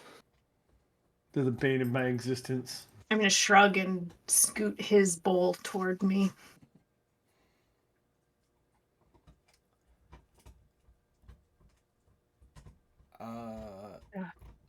So Gulliver, you're like sniffing around trying to figure out where this smell comes from. And you get like that BO sensation. So you lift your arm and sniff your armpit, and it smells like you stuck your nose in a pickle jar. And Mornrick, you get a blast of pickle smell as soon as he lifts his arm, because you're sitting right there. Wait, who smells like pickles? Gulliver. Just Gulliver? From the 3 perception checks that were rolled, that's all that's been determined. Okay. Well, oh, yeah, right. I was attacked by a pickle. No, I'm aware of the fact that I have Pickle Pickle. lycanthropy. 3. Yeah. Becca, Brad, you yeah, missed no. that last night or last week, but Gulliver and Dudrick have both developed pickle lycanthropy. I don't think they've told anybody about it, but they are aware that they have it. Mordrick's only response to that is going to be that he's thankful that despair is the only food he needs. Snort, like, sure. Everybody needs food. Wonderful food. Hilda's gonna eat the stew and just kind of like give the stew a smell, kind of like suspiciously, and then kind of just like look at everybody and see if anything happens to anybody else before she starts diving in. As you look around, you notice what the rest of the group had already noticed. That there are 15 other patrons in the room, all commoner looking, but they all seem weird. Looks of shock and terror, staring into space, hiding under tables. One family has made like a makeshift fort out of a table and chairs in the corner. Before I take my first bite, I'm gonna look at and assess everyone and be like, yeah, you know what, you can have mine too, and then push it over to Dudrick. Sounds good to me. Is it Dudrick or Dudrick? Dudrick. Okay. So you guys spend however much time you want. You decide. You tell me. Eating and drinking. Well, I'm gonna finish the plate of stew in front of me along with the drink first drink that I got, and then I'm gonna stand up and go, okay, I'm full. If y'all are ready, I'm gonna go open that door. Let's go do it. Yeah, right behind him. As you stand up to go to the door, which one is it? Thomas T. Toad, the one that is the size of an ogre, blocks you from getting to the door. It goes, "Oh, sorry there, little buddy, but the main event's about to start, and this is an emergency exit only. I'm gonna need you to take your seat till the show is over." Ding, ding, ding, ding, ding. I want a front row Ding, seat ding, for the ding, show, ding, though. ding, ding. Well, the show happens right in the middle. You can see just fine from your table there. I'll step back against the wall. That'll work too. Just no leaving through the emergency exit till the show's over.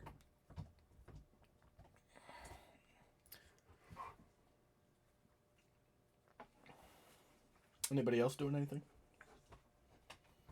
Finishing Does he, dinner and getting ready for the show. Does he walk away after that? Nope, he kind of sidesteps and stands there like a bouncer would. As soon as he does that, all you're gonna hear is a boing. Like a cord just kind of like broke. Okay.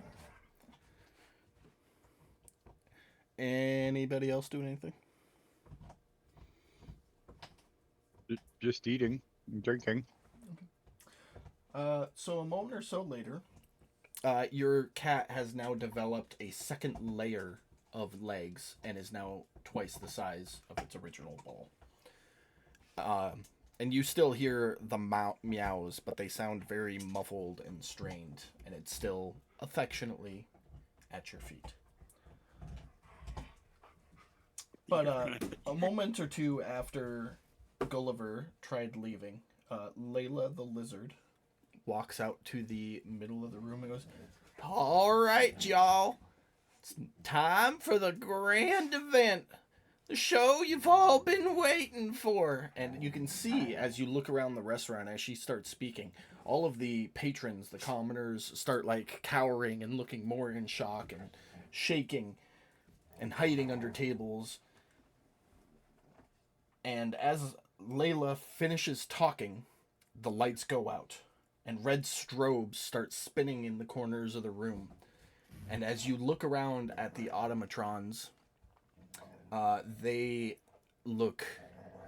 Oh, mixed that up.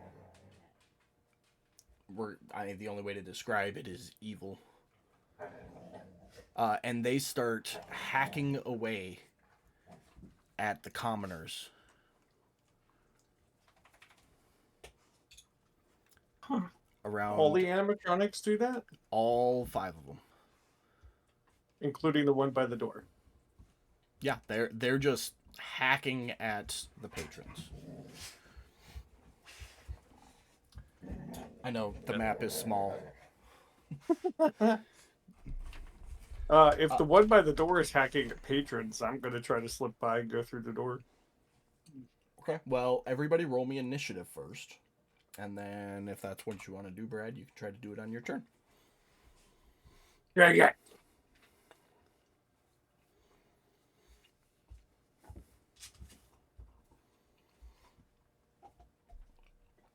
That's all 5. So good old Layla, which is the ghoul, gets to go first. And they're all hacking commoners this round. So actually, they aren't going to attack you guys for this round as they're working on the patrons. So you each basically get a free round. Mornrick, you're first. I'm gonna do exactly what I said I was gonna do. Try to sneak out the door. Okay. You get over the door and push and heave into it, and it does not open.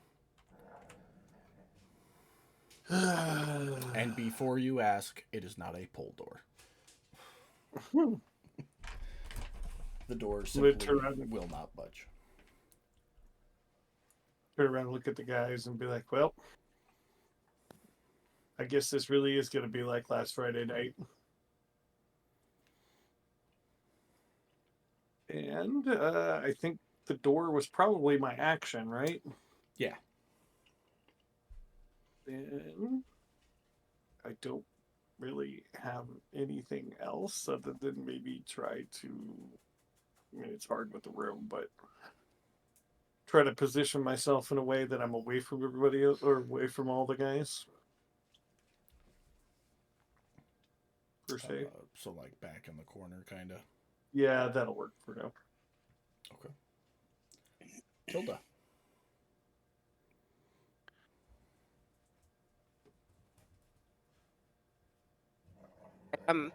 Had to put my cat down. I'm gonna Just drop attack. Sad him. day. 12 feet. Huh? I said that's a sad day. You should never have to put an animal down. Oh no no no Aw. no! Sorry, my actual cat was on my lap. Do you need a real cat to comfort you from the monstrosity that you have created? I'm fond of the monstrosity. I'm gonna attack the owlbear. Just imagine all those cute little beans everywhere. That's a lot of beans. It's All the basically the just assault it's of basically toe just beans. a ball of beans at this point. So. That sounds fucking adorable. 16 will hit.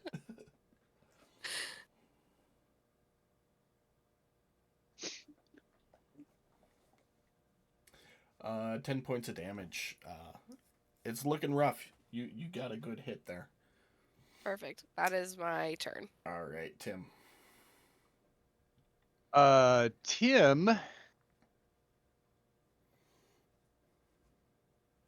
Tim is going to walk up and he is going to shocking grasp with this electronics thing. Ooh. It is an automaton, so you get advantage on that to see if you crit. Oh. Well, that killed it anyways. Okay. Beware the master of the buns. Messiah of the buns. I am the click command. No. Anything else for your turn? Dude, I haven't heard that in forever. I just rewatched it the other day. Oh What my is that god. off of? Jay and Some- Silent Bob Strikes Back, I think. Oh, that's right. Yeah. Right, okay. Yeah. I was talking to somebody about that the other day and I could not remember where I heard it from. Yep. All right. Anything else for you there, Tim? No, I think that's enough death and destruction for one round. All right, Dudrick.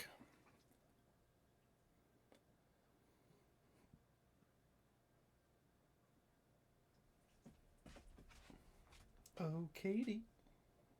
Oh, that's me. Yeah. Yeah, you're Dudrick. There's nobody here. I said Dudrick, and I was looking at my book, and I looked up, and you're just texting away. Well, I will jump on the table that we were eating at. But I won't move because it's kind of Give me- tight in here. I gotta run and get my charger. Give me 1 second.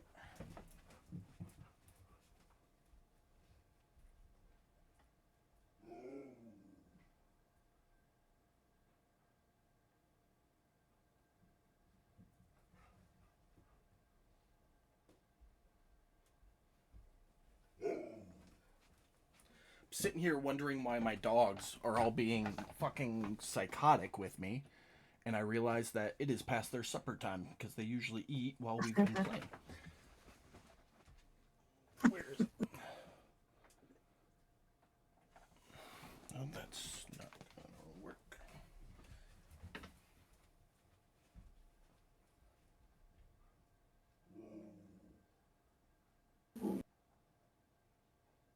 Whoa. Ooh, I have to feed my dog too. I got lucky. Mine's actually passed out for us playing for once. Am I the only one whose dog is just free range, like it's just got a giant bowl of food and it comes and eats as it wants to? So I used to do that until I had to monitor my dog's food. I did that with my husky. My husky's really good about it, but when we got the puppy last year, we can't do it with her Oh, okay. because she will gorge until she pukes, Oh no.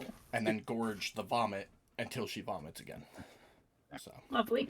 all right. So you jump up on the table. Yes, brandishing my axe, gleefully exclaiming, "Good! Dinner and a fight. My favorite." And are the bugbear and the ghoul, are they standing next to each other or not? They're like moving from patron to patron, killing the commoners, Okay. you would have no issues hitting them. And we'll say they're close enough for your cleave. Okay. Well, I will attack do reckless attack as well. The bugbear. Okay. That will hit.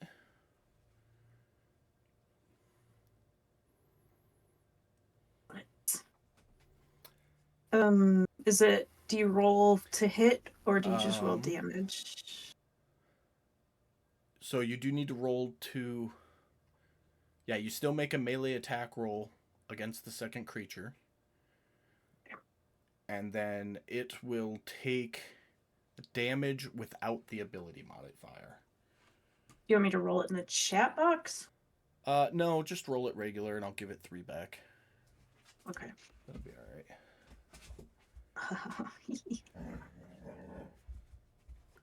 It wouldn't have made a difference. So you cling through the torso of the bugbear, revealing a bunch of wires and animatronics going on underneath its torso. And then in an upswing, take off the head of the ghoul was Layla, the lizard, the iguana.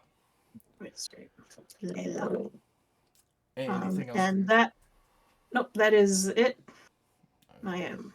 Stay on the table. Gulliver. Yeah, I'm gonna shoot the bugbear Miss. and a miss apparently. Shit. Yeah.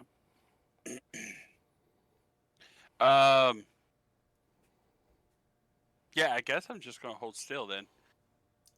Alright. I was hoping to kind of take the bugbear out and then move over there, but if he's still standing there, it's kind of silly. So yeah, I'm just gonna wait here. That's going to bring us up to Brad then. All right. Let's see what we're working with here. I guess I will look at we've been working on the bugbear, right? That's the only thing with any damage right now, other than Dudrick, because Okay. of you.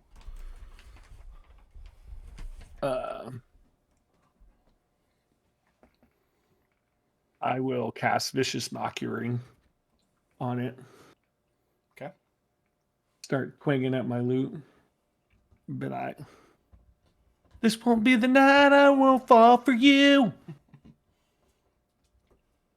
The only thing that came to my mind. Sorry. Fucking Success. Oh, don't do shit then. That's all I got. Tilda.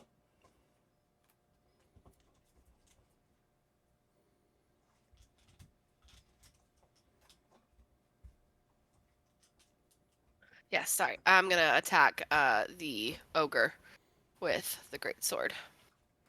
Okay. That'll hit. Nice. And that's my turn. You did flail damage, not greatsword damage. Oh. Sorry, apologies. Yeah, hold on 1 second. Let me give him that 10 back. Okay, go ahead. There you go, 13. All right. Worked That's out my in turn. favor. All right. Having finished up with the patrons, I'll now move on to you. And Dudrick, you're closest, and just took out a chunk of his torso. So that misses. Tim, you're up.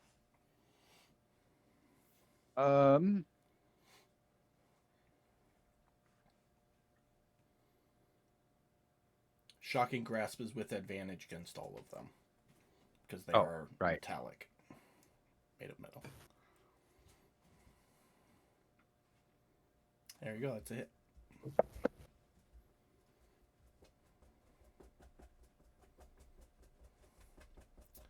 Six points of damage.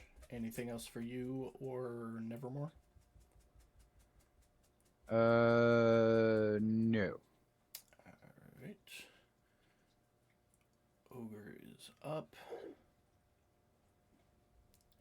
Attacking Tilda. Hits. Oh.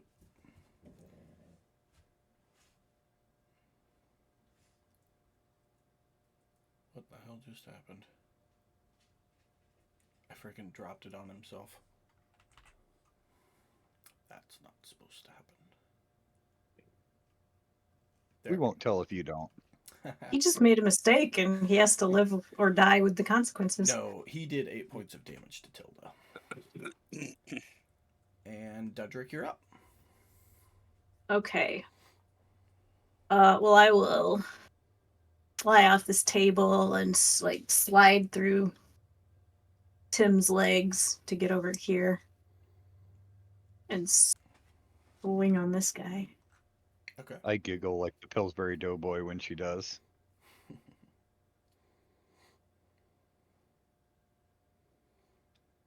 Is that like a scene from the Two Towers where Gimli runs and slides on his back and then just stabs up at the orc's crotch with his battle axe?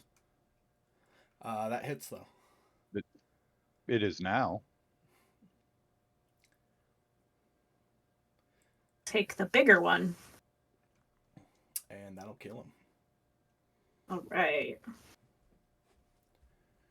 That's it for me. All right, Gulliver. All right. Yeah, let's shoot another arrow at the bugbear. Hopefully I hit him this time. Miss. Fuck. Yeah, I'm just gonna stand here like, what the fuck? Hey, just for clarifications, how many butts does this bugbear have? Just one. Oh, okay.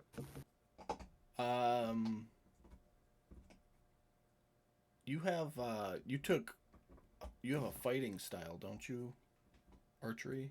Yeah, Archer. Did we program that? So, Yeah, we did. I mean, No. We didn't. It's supposed to be plus. Yeah. +2. You're good. Just making sure. yeah. Mornick. All right. Let's see here. Probably get out my little finger gun again and at the bugbear here. Okay. He succeeds. God damn. All right. That's all I got. Tilda.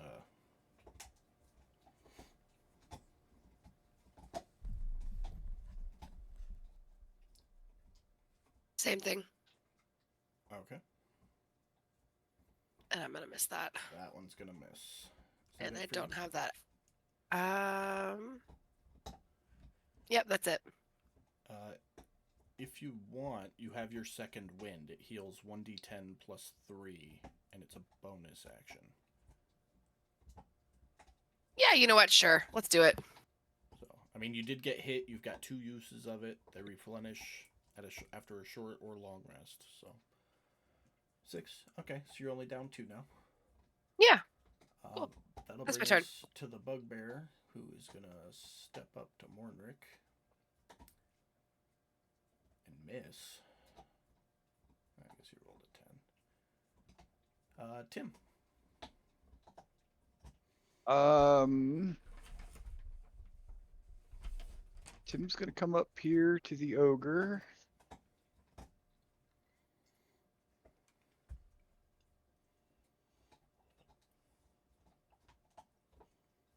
It's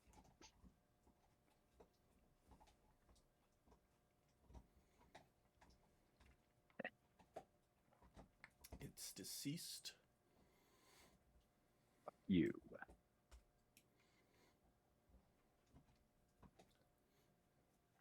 Is that it for you? Yes. All right, Dudrick.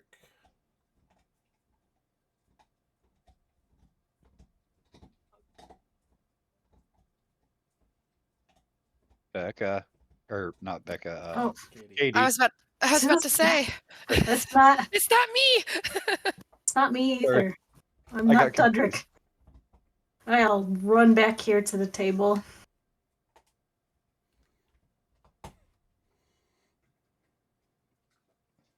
And I was actually listening that time too. I heard that. Redox for this guy.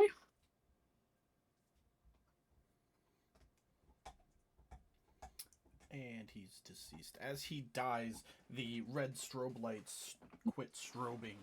The exit signs above the doors light up, and you hear a come from each door as they seem to have been unlocked. You look around, Close, so I'm all gonna the walk patrons over and- are dead. Yeah, that's par for the course. Sad. Can I look through their stuff? See if there's anything to take. They had nothing on them. Okay. You open the door, and can you guess what's on the other side of it? Another room? Another door. Shit. Well, I mean, ain't got nothing better to do than to go open doors, so. All right.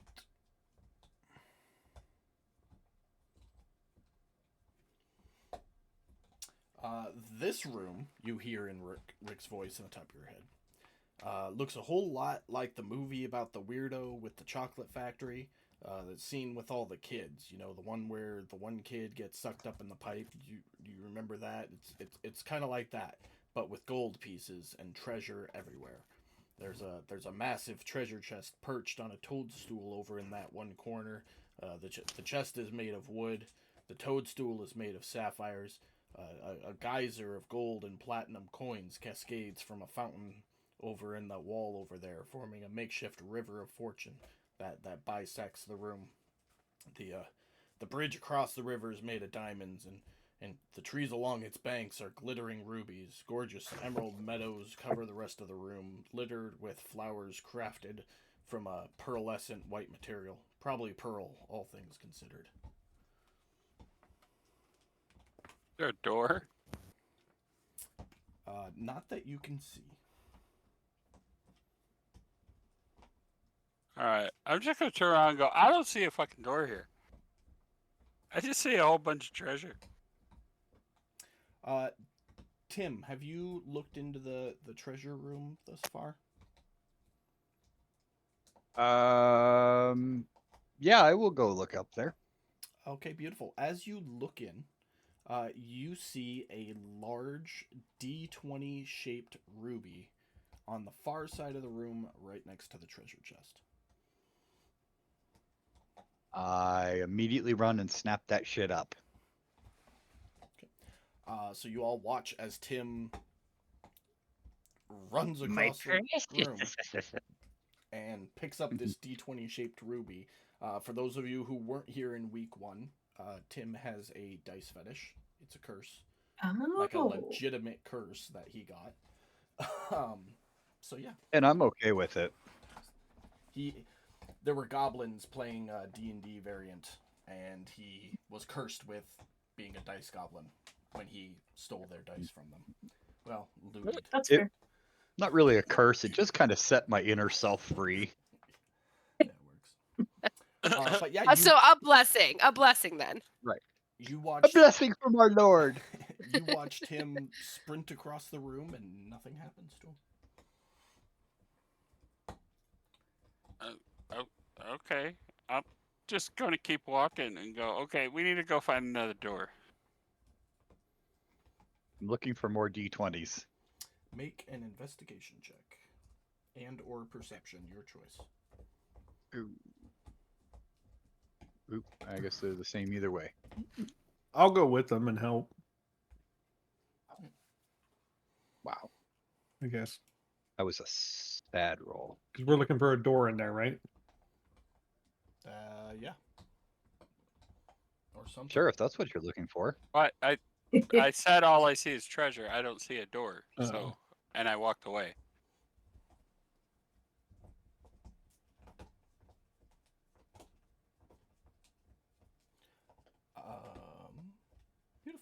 Mornrick, you find a hidden door on the east wall. You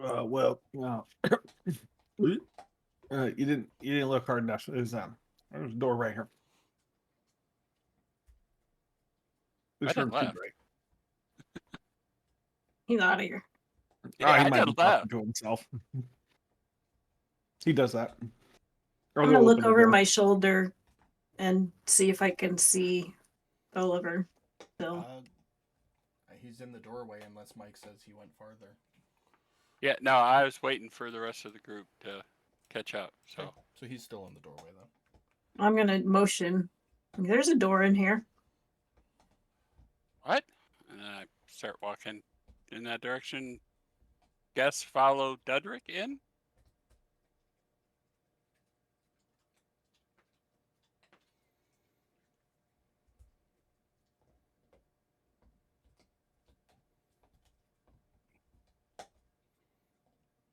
I will too. Ooh, they must have the rest of the dice in there. In where? In the doorway.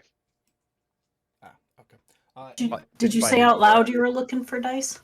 Yes. Oh, I will rummage around in my backpack and grab my gaming dice and put them in your hand. Ooh, shinies. Clickety clackety math rocks. Okay. Anybody else doing anything in this room, or are you guys just moving on? Yeah, I learned my lesson about messing with shit in this place. It's not a good idea. So I'm game for just opening the door and going. All I'm already trying to open the door. right. Yeah, it opens now that you know where the door is. So as you all walk down this hallway into the next room, everybody's going. I'm assuming nobody's staying, correct? Right. Poke around in some treasure piles a little bit just to see if there's Yep. anything I think is cool. Don't note or find anything that I didn't previously describe, other than Yeah. the treasure chest still staring at you from across the room. Yeah, the last one tried to eat us. So Yeah. Fool me once. Keyword tried. Okay, I mean, Uh, technically, I've tried like 3 times. that's fair. Technically, it was 3 of them that tried to eat you, 1 time each. So you've only been fooled once, technically. But all right, yeah. So as you walk down this hallway, which is like 30, 40 feet long, you hear Rick's voice in your head. Keep in mind you came through a secret door. He goes, where do you think you dweebs think you're going? There's no room in here. You should just turn back now. You know, I should know that there's nothing up there. I invented this dungeon. No. Hey, quit walking over there. As you open the door at the end of the hallway. Okay, what the fuck? I didn't put this room here. So which one of you clowns did? Now listen, you think it's funny to mess with rickety old Grandpa Rick, but I have way more good years left than any of you do. So hey, who the hell are you? What's this? You can't just get your hands off me. Where you take it? A new voice pops into your head. Hey, sorry about how mean this dungeon's been so far. This is a nice room. You know, shafts of golden light filter in from some unknown source. There's the butterflies flitting gently around the room. You know, sometimes landing on beautiful flowers and growing out of the walls and floors. And, you know, somewhere in the ceiling, there's some nice speakers playing soothing new agey music. As you stand in this nice room, as it was described to you, you will note everything I just described. There are some flowers growing out of the walls and floor. There's some soft, new agey, almost jazz-like music playing. The ground is a soft grass. I want to know how much psychic damage is Mornrick taking being in this room? Roll. We'll have Mornrick roll a wisdom saving throw to determine that. Actually enjoying this room. I'm finally something other than fucking concrete. At I mean, it's some got to be killing Mornrick. It's like a Care Bear enema right now for him. with an 11, he's frustrated at it, but it doesn't hurt. But at some point or another, a butterfly lands on each of you, and if you were damaged, the butterfly heals 1 hit point. Mm, So nice. Tilda and Dudrick each got 1 hit point back. So much as I would like to say, Mornrick, you're next to the door. Go ahead and open it and see what we're dealing with.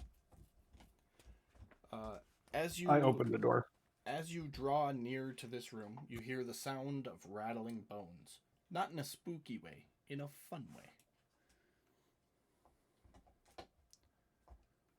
Do I recognize that as bones? Yeah, it sounds like a bone xylophone. All right. Is the music upbeat? Give me a second.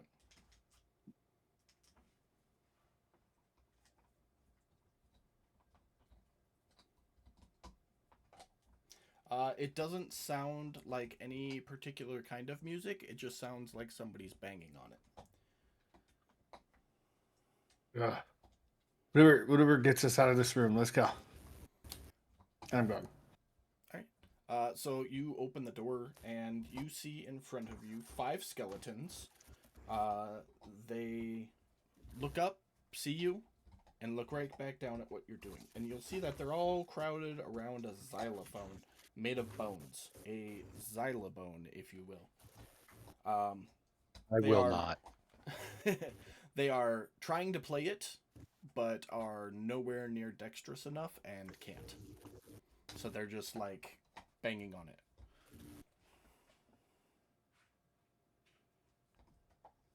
Ugh. Freaking noobs.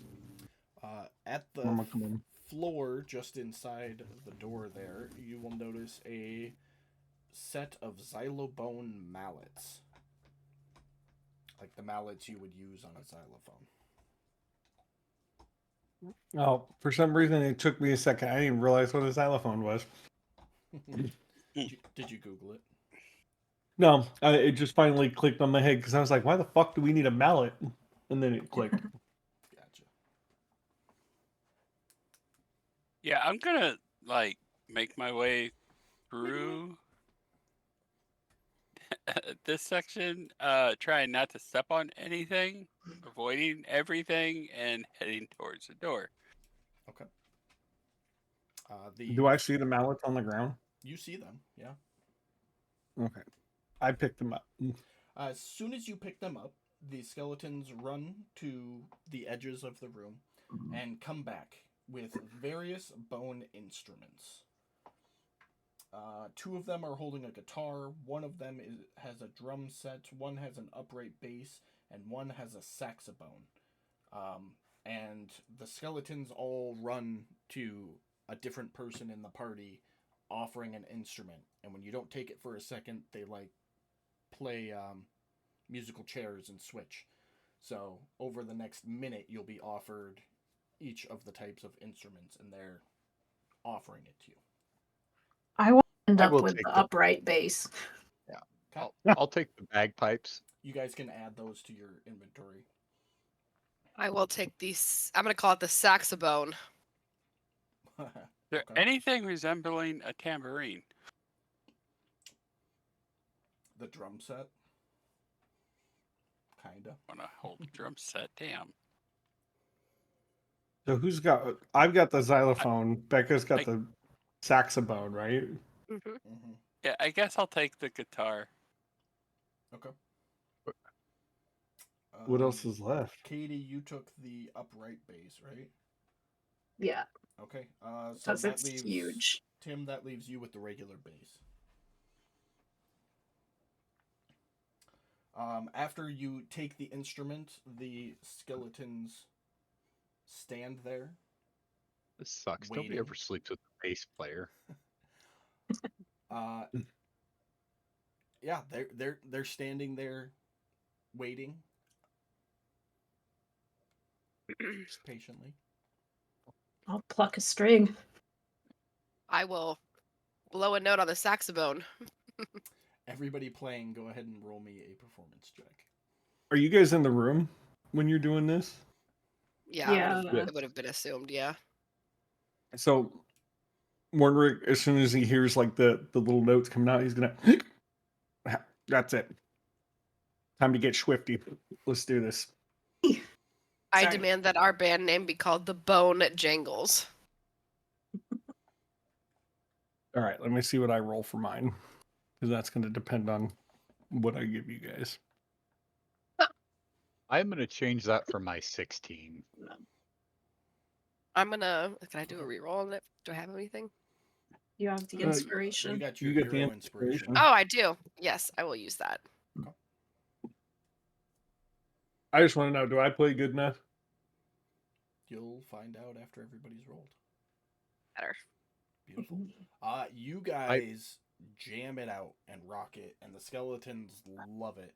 And at the end of your performance, they all fall apart into piles of bones, leaving you standing alone in a floor room with a floor covered in bones. Oh, dang, I was going to say, we start out this song with the boom, boom, boom, boom. Black Parade. Come on now. Anybody? No? Damn it, Mike, you're being a tough crowd tonight. All right. He didn't sound sorry.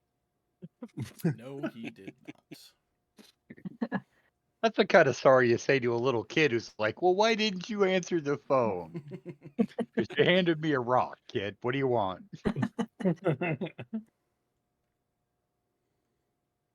All right, I guess we're moving on. Yeah.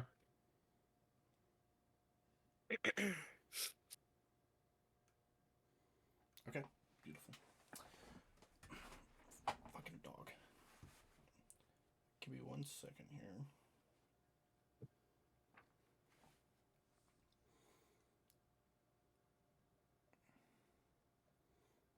Alright, so you all gather up to go to the next chamber. When Gulliver reaches and turns the door handle, the floor underneath all of you gives out. And you all go sliding. And give me just a second. Okay, I retract my statement from earlier, and now I definitely say wrong, Levick, wrong. Yeah, there you go. And you slide for a few hundred feet or so. Everything outside of these black lines is out of play. But as you slide in, That's what she said. Slide into the DMs. The commotion of your slide awakens a young green dragon whose lair this is, and everybody needs to roll initiative.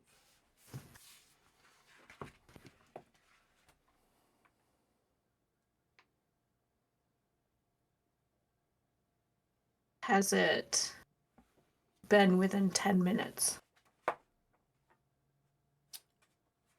When was the last time you raged? Back in Chuck E. Cheese's. No, it's been longer than 10 minutes. Okay. So if you're gonna re-rage, just mark off the use of it, but don't apply it to yourself again. No, I'm out of rages. Okay, so no rage then. No rage. Don't feel bad. I'm a ranger who's almost out of arrows. No, I don't feel bad. I would say you've been recollecting your arrows, so I'm not even gonna worry about ammo count. Okay. Dudrick, you're up first. All right. Well, is the young green dragon? Has It it shown is- any hostility? Oh yeah, it woke up. It's Oh, snarling okay. smoke out of its nostrils at you, and it's haunched, ready to pounce. Well, I will. If I could snarl smoke back out of my nostrils, I would do that and run up to it and dab it with my cocktail fork. I really And kind of miss. pictured your great axe being like a giant cleaver. Uh-huh.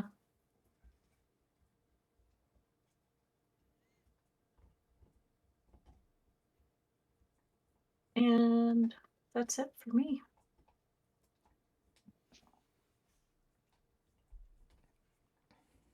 All right.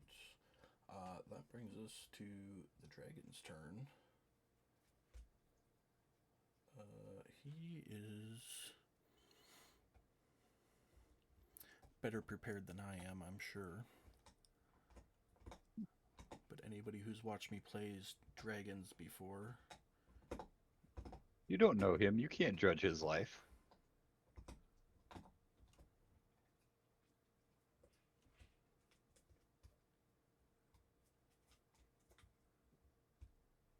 Beautiful. The dragon is just going to kind of step over you, Dudrick, and be just on the other side. And then let out his poison breath. I may have something for that, maybe. If you do, speak now. No, it comes with the. I think it comes with the damage rolls. Let me make sure.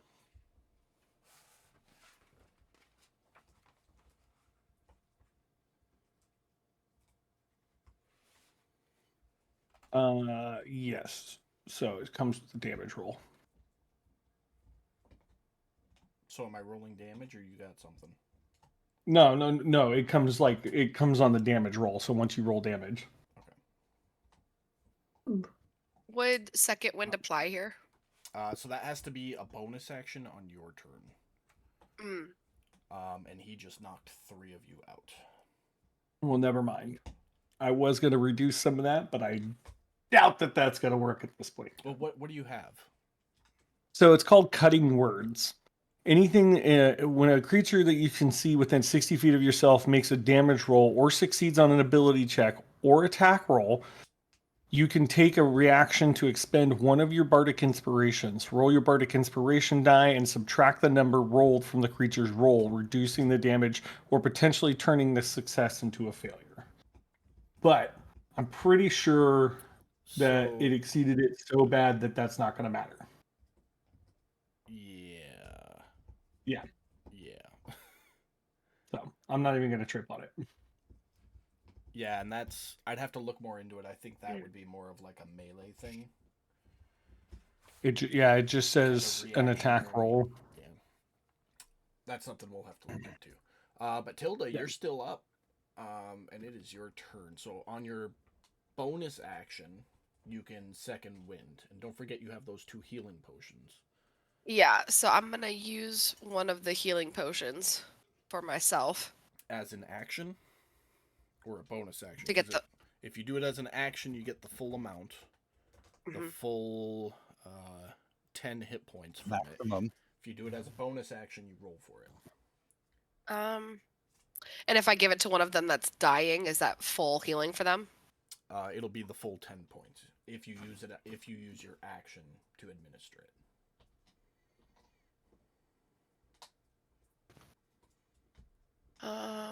I just don't know if I don't think they have any. I don't know if they have anything that they're actually like prone and dying, correct? Yeah. Okay, I'm gonna give one to Gulliver. Actually, I'm gonna give one to Tim Final answer? for my action. Yes. Okay. So that is 1 healing potion used. Tim, you cough 2. I what? Cough 2. Cough to consciousness. Oh. And Tilda's standing there, and you've just got a bottle in your mouth that's been draining. What else you got for us, Tilda? For my bonus action, I will use Second Wind. Okay, go ahead and mark it off and give it to yourself. Beautiful. And any movement? Because that's all you've got left. I'm gonna stay here because the next round I'm gonna have to administer the second one. Okay. That'll bring us to you, Tim. You are prone.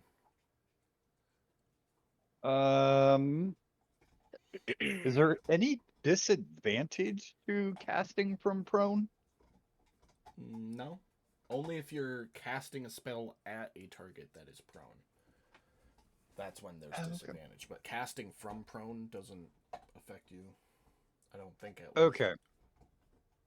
I am going to stand up, which takes half my movement. Yep.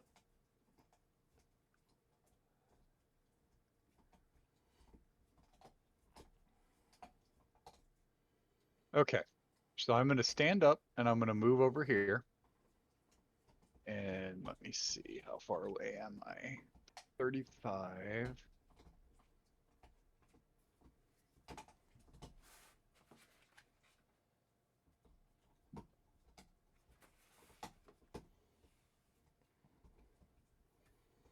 Okay.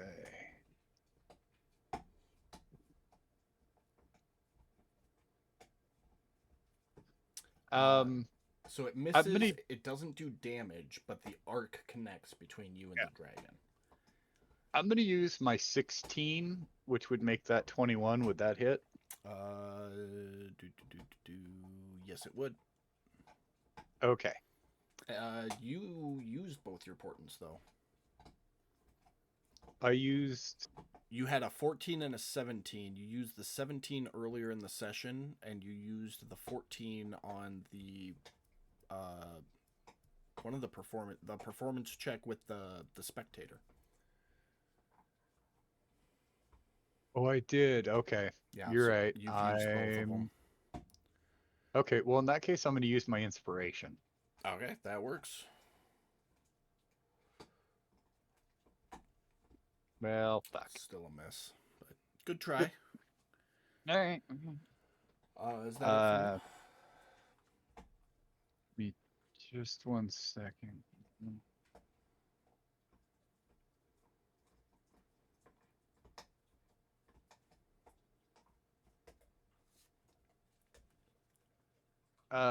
I am just gonna back up here into the corner. Hopefully making me out of the range of his next breath weapon when he gets it back. And that's it. All right, Gulliver, a throw in the tower, please. All right, and Brad, you're up. All right, let me make my throw here. Oh yeah, throw in the tower. I am also going to thank the crazy little fighter for healing me. That brings us to the next round. Dudrick, you're up. Well, I would see that and go, "What the hell?" And I would switch to my great axe recklessly. Like you do. Yeah. That'll hit.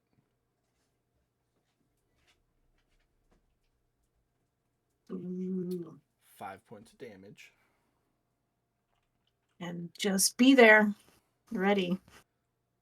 Alrighty.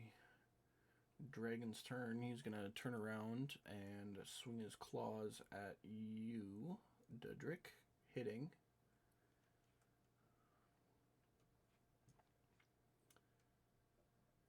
Eight points absorbed down to 5 from your temporary hit points. Tilda, you're up. Next, Ah, You I would guess the know next. if either of them has healing capabilities. So if you guys want to tell her if you I, can heal. I was or about to not. say. I do not. I do.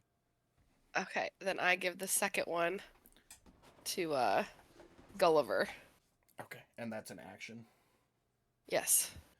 All right, Gulliver, you wake up. Awesome. So that was your action, Tilda. What else you got? Um. um. I'll probably, assuming Gulliver's gonna heal Mornrick. Yes. Yeah, I can. Yeah. Then I'm gonna move. Um.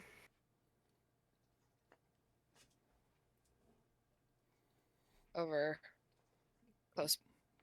But probably I'll stay right there. So That's where I'll you've stay only for right now. got 30 feet of movement. That was 20. So Yeah, I'll just stay there. okay. Tim. And that's my turn.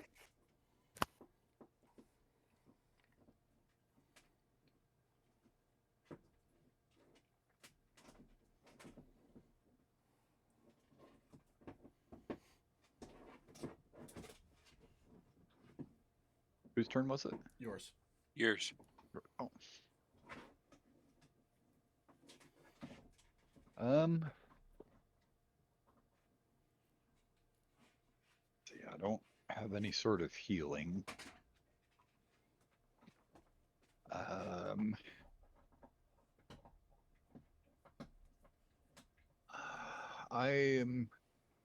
I'm gonna cast Magic Missile at second level at the green dragon. Not bad.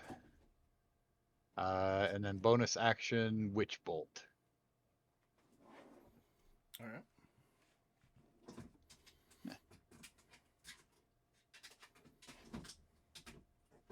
Okay. And that'll be it for me.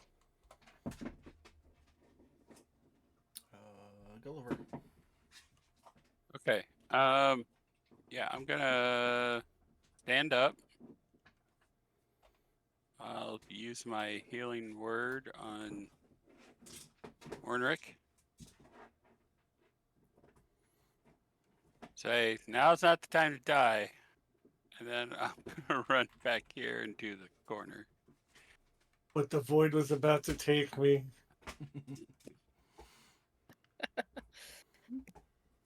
5 more minutes, Mom. And that's it for me. All right. Mornrick. All right. Well, I guess I'm gonna get up and Wait a minute. I'm sorry. I'm sorry. Can we back to my turn for a second? Yeah. I just remembered. Healing word is a bonus action. Yes. So could I like pick off an arrow as I ran by? Yeah, you still got an action. Okay. Shit. it happens to the best of us. Yeah. Have fun, Dudrick. Yeah, I stumbled as I was running around the corner shooting that arrow. All right. Anything else for your turn? No, that's it. All right. That brings us to the top of the round, and give me just 1 second before you go there, Dudrick. Dokie. Because Wait, do I get a turn coming up that round? Oh yeah. Yeah, we Oh, interrupted sorry. his turn. Yeah. Sorry, it's your turn. Oh. Go ahead. No worries. I'm just gonna spread out over here because fuck that nonsense. And then let me see here.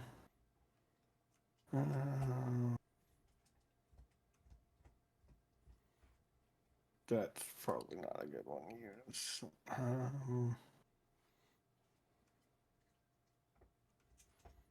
Oh, there's that one.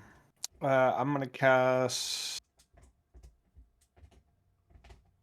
Let me see here. Ice knife on it. I don't think that'll hit Cedric. Will it?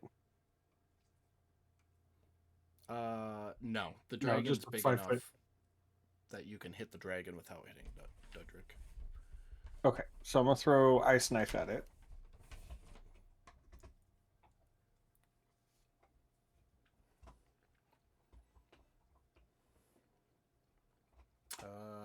Misses and succeeds its saving throw. But I don't think it does anything at that point. It should do half damage on a successful save. The target hit or Even miss. if you don't target hit it, it explodes. Yeah, then each creature within 5 feet of it must Okay, so it succeed only on takes cold damage if it fails. Yeah, exactly. Okay. So it was like nothing. Okay. Is that it for you? Well, that's all I have. Alright. Beautiful. At the top of the round, out of the nest that the dragon, like a bird's nest that the dragon was sleeping in, Rick, all of your friends, stands up, butt naked. He goes, "Rick's back, bitches!" And casts freaking lightning bolt at this thing. Give me just a second because I didn't have this set up.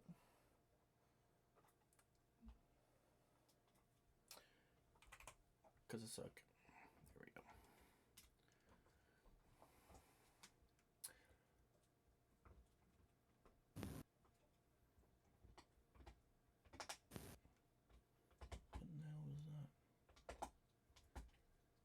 What the hell was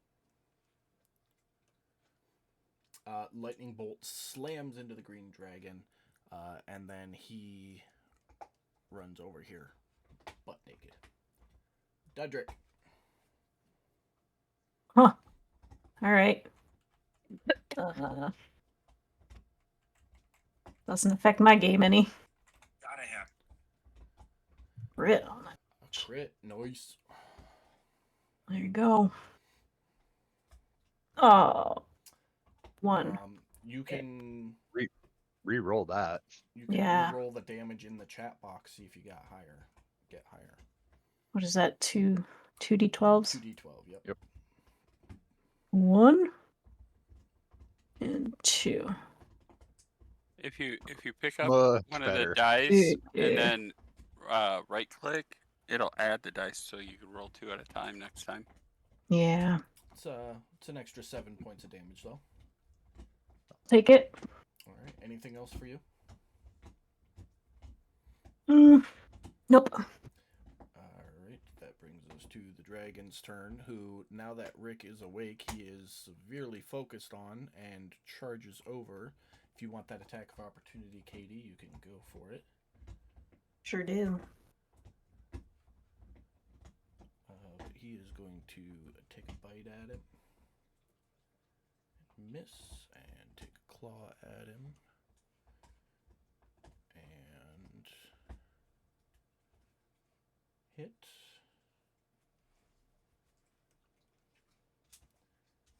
And another claw. Hits. And Tilda, you're up. I am going to move here. Well, yeah, because that should be within attack range. Yep. And attack with the greatsword.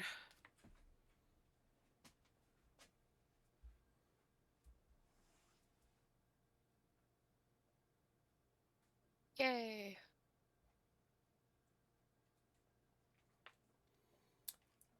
Yeah, with a crit, 14 points of damage. Nice. And that's my. Oh wait. I have something. Hold on. Remarkable athlete. In addition, immediately after you score a critical hit, you can move up to half your speed without provoking attacks of opportunity. Nice. So I'm gonna do that. So 15 feet in any direction. I'll move there. That's my turn. All right. Tim? I'm gonna step forward a little bit. I want to lose my spell. Um, I'm gonna cast magic missiles again. 8 points of damage. 8. And then I will bonus action Witch Bolt. Not bad. All right. Another 7. Anything else for you? Nope, that's all I got.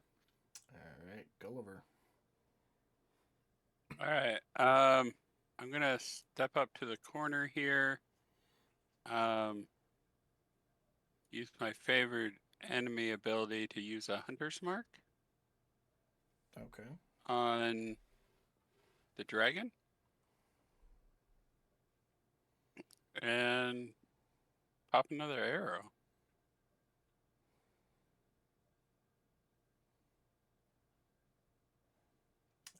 Misses. And miss. You Jesus have a Christ. heroic inspiration. You know what? Yeah, let's use that inspiration. We'll try again.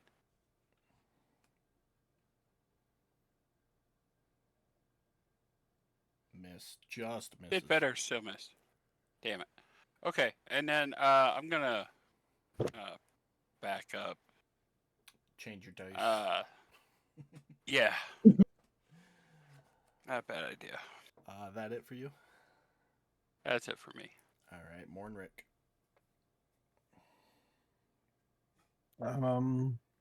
Yeah, just gonna pull out the finger guns and pew pew. At this point, because I don't think he's casted any spells or anything like that, right? Who? The dragon. No. No, young dragons don't have magic. When they get older, maybe. He succeeds. Yeah. All right. That's all I got. I don't think I'm going to be very much help this fight. Alrighty.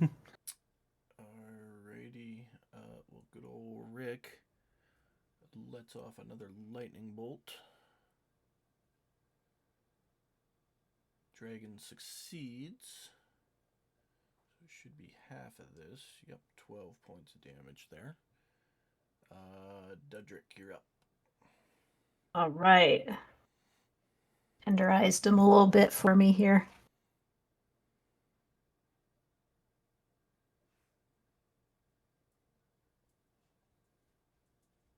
That'll hit. I'll do that.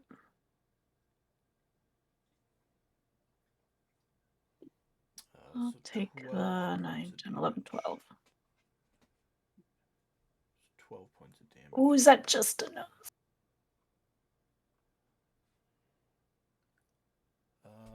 That is just enough. Yes. By 1. Dudrick feels happy. As the dragon falls to a slump, Rick, in his wonderful birthday suit, comes to the center and goes, "Oh, hell yeah! Uncle Rick, Gaia Rick, back in control!" All of you look around at the carnage and think, wow, Rick truly was a hero all along. Rick speaks up again. Yeah, so, long story short, I let myself get captured by a real piece of shit multi-dimensional entity, and, not that you've asked, but his name is Chad. It's been horny to capture me and put my brain in a jar for like 20 years now, but thanks to your distraction, I sabotaged its whole shit and sent it spiraling back through the last few dozen dimensions it's wormed its way through. So needless to say, it won't be bothering me again anytime soon. He is power stancing in his birthday suit now. And as you all kind of stare at him in a what the fuck kind of situation, rocks start crumbling and falling from the ceiling. Rick speaks up again. Oh, right. We do have about 30 seconds to get out of here before everything comes crumbling down and we end up trapped here for eternity. Rick reaches behind his back and removes an ingenious-looking piece of technology from his robes. No, from somewhere that you don't know. And points it towards the wall. A sickly green portal appears, and he runs towards it. He calls back to all of you. Last one out is a rotten egg.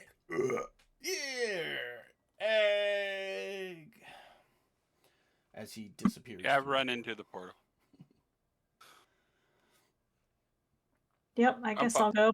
That seems fine.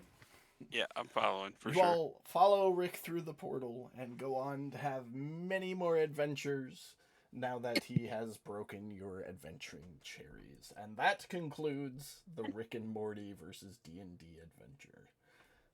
Wow. Da da da. For anybody Yay! watching this, keep in mind they did not go to every room. They did not experience every scenario. I did not give them every scenario for the sake of time. Like there was 2 rooms I skipped to get them into this final room so we could finish this adventure today, so that we're back onto the regular campaign next week when Pam gets back. So a lot of the material that we presented here is in the book. It is accurate. Just not everything was included. So, but yay, we finished an actual module, guys. Hey. Yay! Look at that. That's a first for this crew. We run homebrew. Yeah. Homebrew for life. Thanks for coming to watch the stream. We'll see you back here next week for Waters of the Deep. And yeah, see you then.